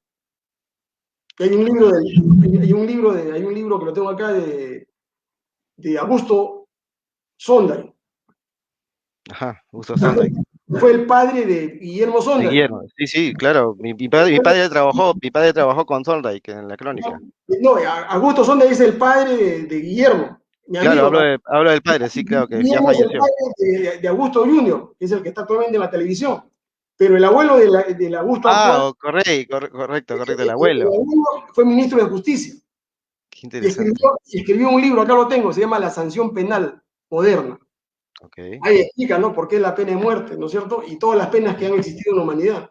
O sea, te estoy hablando del padre de Guillermo, abuelo de Augusto, que fue Ahora ministro. entiendo, sí, sí. Correcto. Entonces, ese problema más o menos está tratado, está definido, y es cuestión de De solamente de analizarlo. perspectivas, ¿eh? De perspectivas. Para mí lo más eficaz, porque cuando uno busca aplicar una sanción, ¿qué se necesita? Eficacia significa penas severas, procedimientos sumarísimos. Por ejemplo, un caso de corrupción no puede durar más de 60 días. Ujú. No 4 o 5 años como estos fiscales incapaces están manejando los casos de Odebrecht. ¿Cómo para Sí, hacer pues. investigaciones preliminares o preparatorias te hace demorar 5 años? Perdón, eso no es investigación, eso no es serio. Investigación en 60 días los tiene por hecho. Ya, entonces, en el caso de la corrupción, por ejemplo, y yo coincido, y Ricardo coincide conmigo, ¿no es cierto? Tolerancia Ajá. cero, por eso hemos firmado, yo le he firmado un compromiso, ¿no es cierto? Que al menor acto de Ujú. corrupción que me denuncien penalmente y me saquen del Congreso. Y todo congresista del PP va a hacer eso, o sea, se va a someter a esa regla de ética y legal. Y no Correcto. solamente yo soy partidario, ¿no es cierto? Fíjense, y con esto termino esta parte. Ujú. La mafia que maneja el Perú, los dueños del Perú, lo que hicieron para poder tener el control total era desprestigiar al Congreso. Y arrinconar al Congreso, doblegar al Congreso, y lo consiguieron. Porque Ujú. en el Congreso pues entraba gente que no tenía la capacidad y que tenía mala reputación. Y eso era producto de escándalo. Entonces lograron bajar los niveles de aprobación a 10% del Congreso. Claro. Entonces lo que hay que hacer acá es recuperar la respetabilidad del Congreso, la imagen del Congreso. Tolerancia Ujú. cero a la corrupción. Por ejemplo, si yo fuera congresista en estos momentos, o tuviera la presidencia de la comisión, todos los que están investigados ahí en el Congreso deberían ser expulsados automáticamente. Inclusive Ujú. gente del partido tendría que salir y pasar a la instancia penal. Hay varios casos, el caso, ejemplo, de Alarcón, el caso de Acuña, Claro. con condena, eso hace rato han debido salir. No hay por qué Muy bien. encubrirlos. Y eso es lo que se Bien va a dicho. hacer con eso, ¿no? Eso es lo que piensa Ricardo. Tolerancia Correcto. cero como congresista, porque tenemos que dar el ejemplo. Claro No está. podemos pasarnos con nadie. Entonces, esa es la parte de la política que el movimiento Obras está llevando en estas elecciones, ¿no? Estoy hablando Claro. como movimiento Obras acá. Porque en VP hay Claro, otros temas distintos, ¿no? Pero yo hablo como Obras, como lo hace Ricardo, porque tenemos claro. una línea de acción distinta a Claro. muchas ideas. No, Como no, usted no, dice, es una línea de acción, ¿no? Porque don Ricardo tiene el antecedente de haber renunciado a la inmunidad parlamentaria en un gobierno realmente neofascista, ¿no? así es. Con nosotros, Ricardo ha dicho, ¿no? se acabará ese dicho, ¿no? De que Torongo no come otro Torongo, no, acá no, los Otorongos van a salir del Congreso y se van a ir a la cárcel. Así sea de nuestro propio partido, ¿eh? Y vamos a ser los primeros en denunciarlos. Y acá no nos va a Correcto. tener a nosotros la mano, pues, ¿no? Porque acá no hay compadrazgo, ¿no? Si el pueblo está depositando su confianza en nosotros, lo mínimo nosotros que tenemos que hacer, como dice Ricardo, es actuar así, tolerancia cero. Y la caridad, el ejemplo empieza por casa. Acá no va a haber amarres, conciliábulos, no, que es mi primo, que es mi pata, que es mi amigo, por eso yo voy a archivar la denuncia, que la voy a fondear. No, no, no. Si acá hay un caso probado de inconducta, de corrupción o delito, inmediatamente se le investiga y se le somete al Poder Judicial. Y por eso que Ricardo ha dado el ejemplo. No, él no quiere inmunidad, yo tampoco la quiero. ¿Ya? Claro, Yo sigo el ejemplo de él. Y así todos los claro. congresistas que salgamos de UPP, nos vamos a someter a esas reglas. Y si no lo hacemos, que el pueblo nos juzgue, pues, porque tenemos que rendirle cuentas al pueblo. Porque en Excelente. última instancia es esa, ¿no es cierto?, nuestra línea. Nosotros no somos dueños del poder, nosotros. Nosotros somos servidores de los electores. No, somos, ¿qué cosa? No somos mandantes, ¿no es cierto? Nosotros somos fieles servidores de un mandato que nos da el pueblo y tenemos que rendirle cuentas a ellos. Eso es lo mínimo que podemos hacer. Y si somos incapaces, y si no podemos hacerlo, o nos va a temblar la mano, o tenemos las manos sucias, tenemos que salir del Congreso. Y eso lo ha dicho Ricardo con toda claridad. Y en eso, digamos, somos conscientes que queremos hacer eso, lo vamos a hacer porque tenemos decisión política, no solamente la voluntad. ¿No? Y nosotros sí garantizamos al país, le garantizamos ¿qué cosa? La gobernabilidad. ¿Ya? Interesante. Porque somos gente racional, somos gente ecuánime, somos gente que queremos lo mejor para nuestro país. Ya, porque a esta altura de la vida yo ya prácticamente no tengo, en San Marcos ya no tengo, ya yo cumplí mi ciclo, ya no tengo dónde subir más. Yo he empezado de auxiliar, asociado, profesor principal, investigador principal. Solamente me falta ser rector de la universidad, no por la voluntad de la mayoría de los docentes. Pero acá Ricardo me propuso a mí, ¿no es cierto? Como amigo me dijo, no, tienes que servir al país. Son 33 millones de peruanos. Tu universidad puede esperar, tu universidad está, digamos, en la posibilidad escoge tú, son 50.000 estudiantes o son 33 millones de peruanos. Y tuve que pensarlo bien, ¿no? Porque si mi bisabuelo ha sido rector, fíjese, yo he pensado bien este asunto, ¿ya? Yo quiero servir a mi país. Y acá termino esta parte, ¿no? Porque yo me guío por este principio, ¿ya? Yo le digo a todos los peruanos, lo que yo me digo, ¿no? No me preguntes qué puede hacer el pueblo, el país por ti, ¿no? Sino pregúntame qué puedes hacer tú, o sea, qué puedo hacer yo como ciudadano por mi país, por mi pueblo. Yo qué puedo hacer a altura de mi vida, ¿no? Como profesor principal ya, con todos los estudios que he tenido, tengo que servir a mi país, pues. Dinero ya no tiene sentido, Ricardo tampoco tiene sentido, ¿no? Acumular dinero, hacer negociados, no tiene sentido esto. Y esa es la Claro. verdadera vocación de servicio, ¿no? Porque yo no voy a sacar plata pues a paraísos fiscales, ¿no? A esta altura de mi vida. Hablando de vocación de servicio y además conciencia social, quiero agradecer a todos los televidentes, a todos los que están viendo en vivo este video a través de Facebook de este colectivo La Revolución de las Conciencias y en especial a un televidente muy especial, a don Ricardo Belmo Casinelli, que dejó un mensaje de felicitaciones para usted, don Ramón, que está justamente viéndonos en vivo. Así que saludos a don Ricardo, que está viendo Saludos, el programa. Ricardo. Saludos, Ricardo. Y bien, como última, ¿sí? Perdón, Ricardo, solamente Adelante. transmito lo que tú has definido con toda claridad. Solamente soy una suerte de vocero tuyo. Tal cual. Y bueno, como última pregunta, ya que tenemos mucha fe en que usted, especialmente, y don Ricardo puedan llegar al Congreso y así de repente una serie de congresistas que puedan hacer número quizás convincente en el Congreso a partir de una representación antisistema, digamos, en los cuales vemos realmente muy pocos partidos, de repente como UPP quizás podríamos mencionar a Perú Libre. Yo le pregunto, ¿qué vamos a hacer si en caso, en el peor de los casos, llega a la presidencia uno de estos vendepatria, apátridas que ya conocemos, defensores de la Constitución del 93? qué van a hacer en caso de, siendo positivos, de ustedes estar en el Congreso y poder pelearla? Fíjate, hay que aplicar lo que dicen los ingleses, el common sense. Acá no necesita ¿Cómo? tener doctorado, no necesita hacer maestría, ¿no? Common Claro. sense, que tienen todos los seres humanos, ¿no? Sentido común. No sean ustedes masoquistas, pero bueno, que han tenido 40 años de neoliberalismo, quieren 5 o 10 años más, me parece que ha sido suficiente. Quieren 100.000 muertos más, quieren 200.000 muertos más, me parece que ha sido suficiente.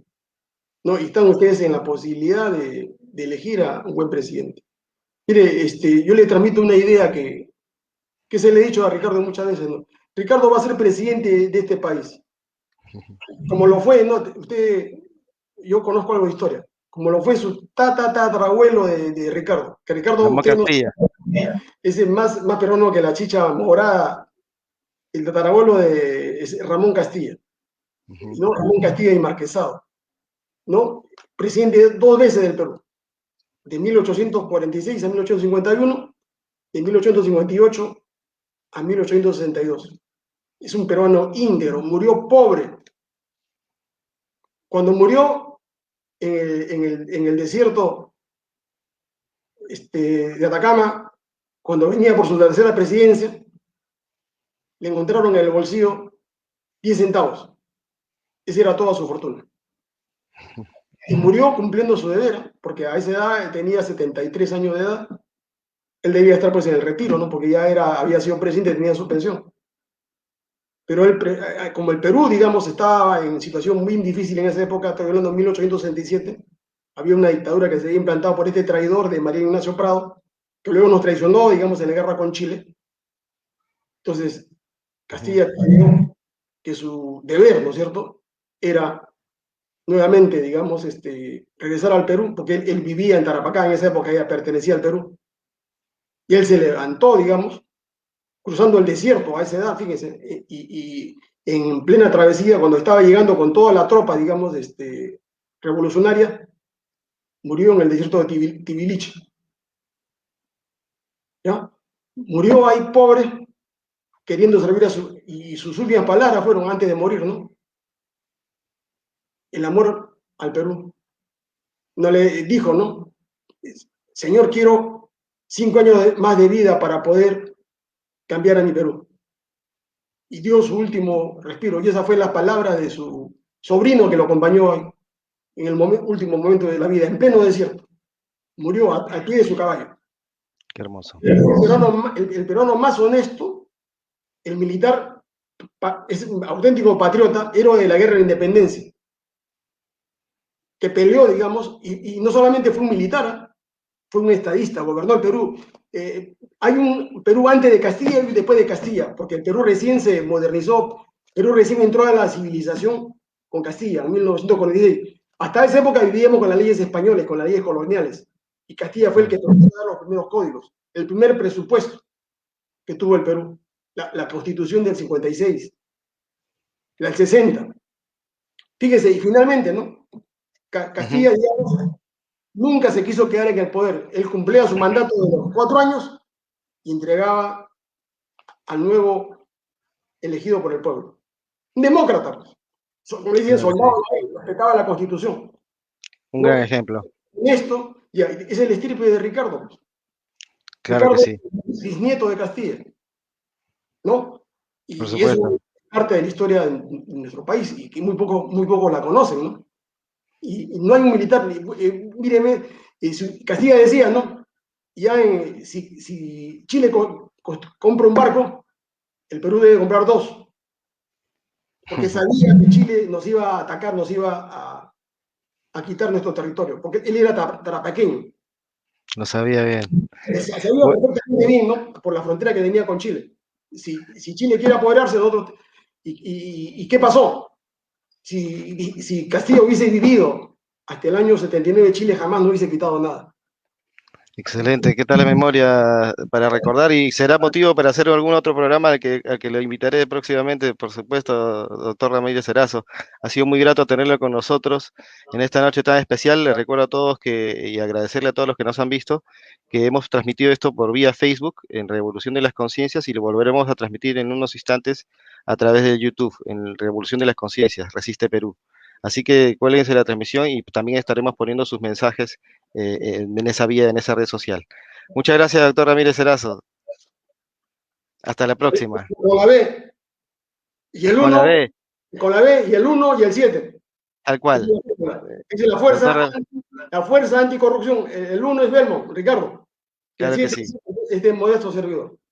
Cuando Muy quieran, bien. ya con todo gusto, puertas abiertas en el Congreso y que tengo la suerte de ser elegido. Así como Muchas con gracias. Muy bien, doctor Erazo. Felicitaciones y arriba Perú. Adelante. Hasta luego, amigos.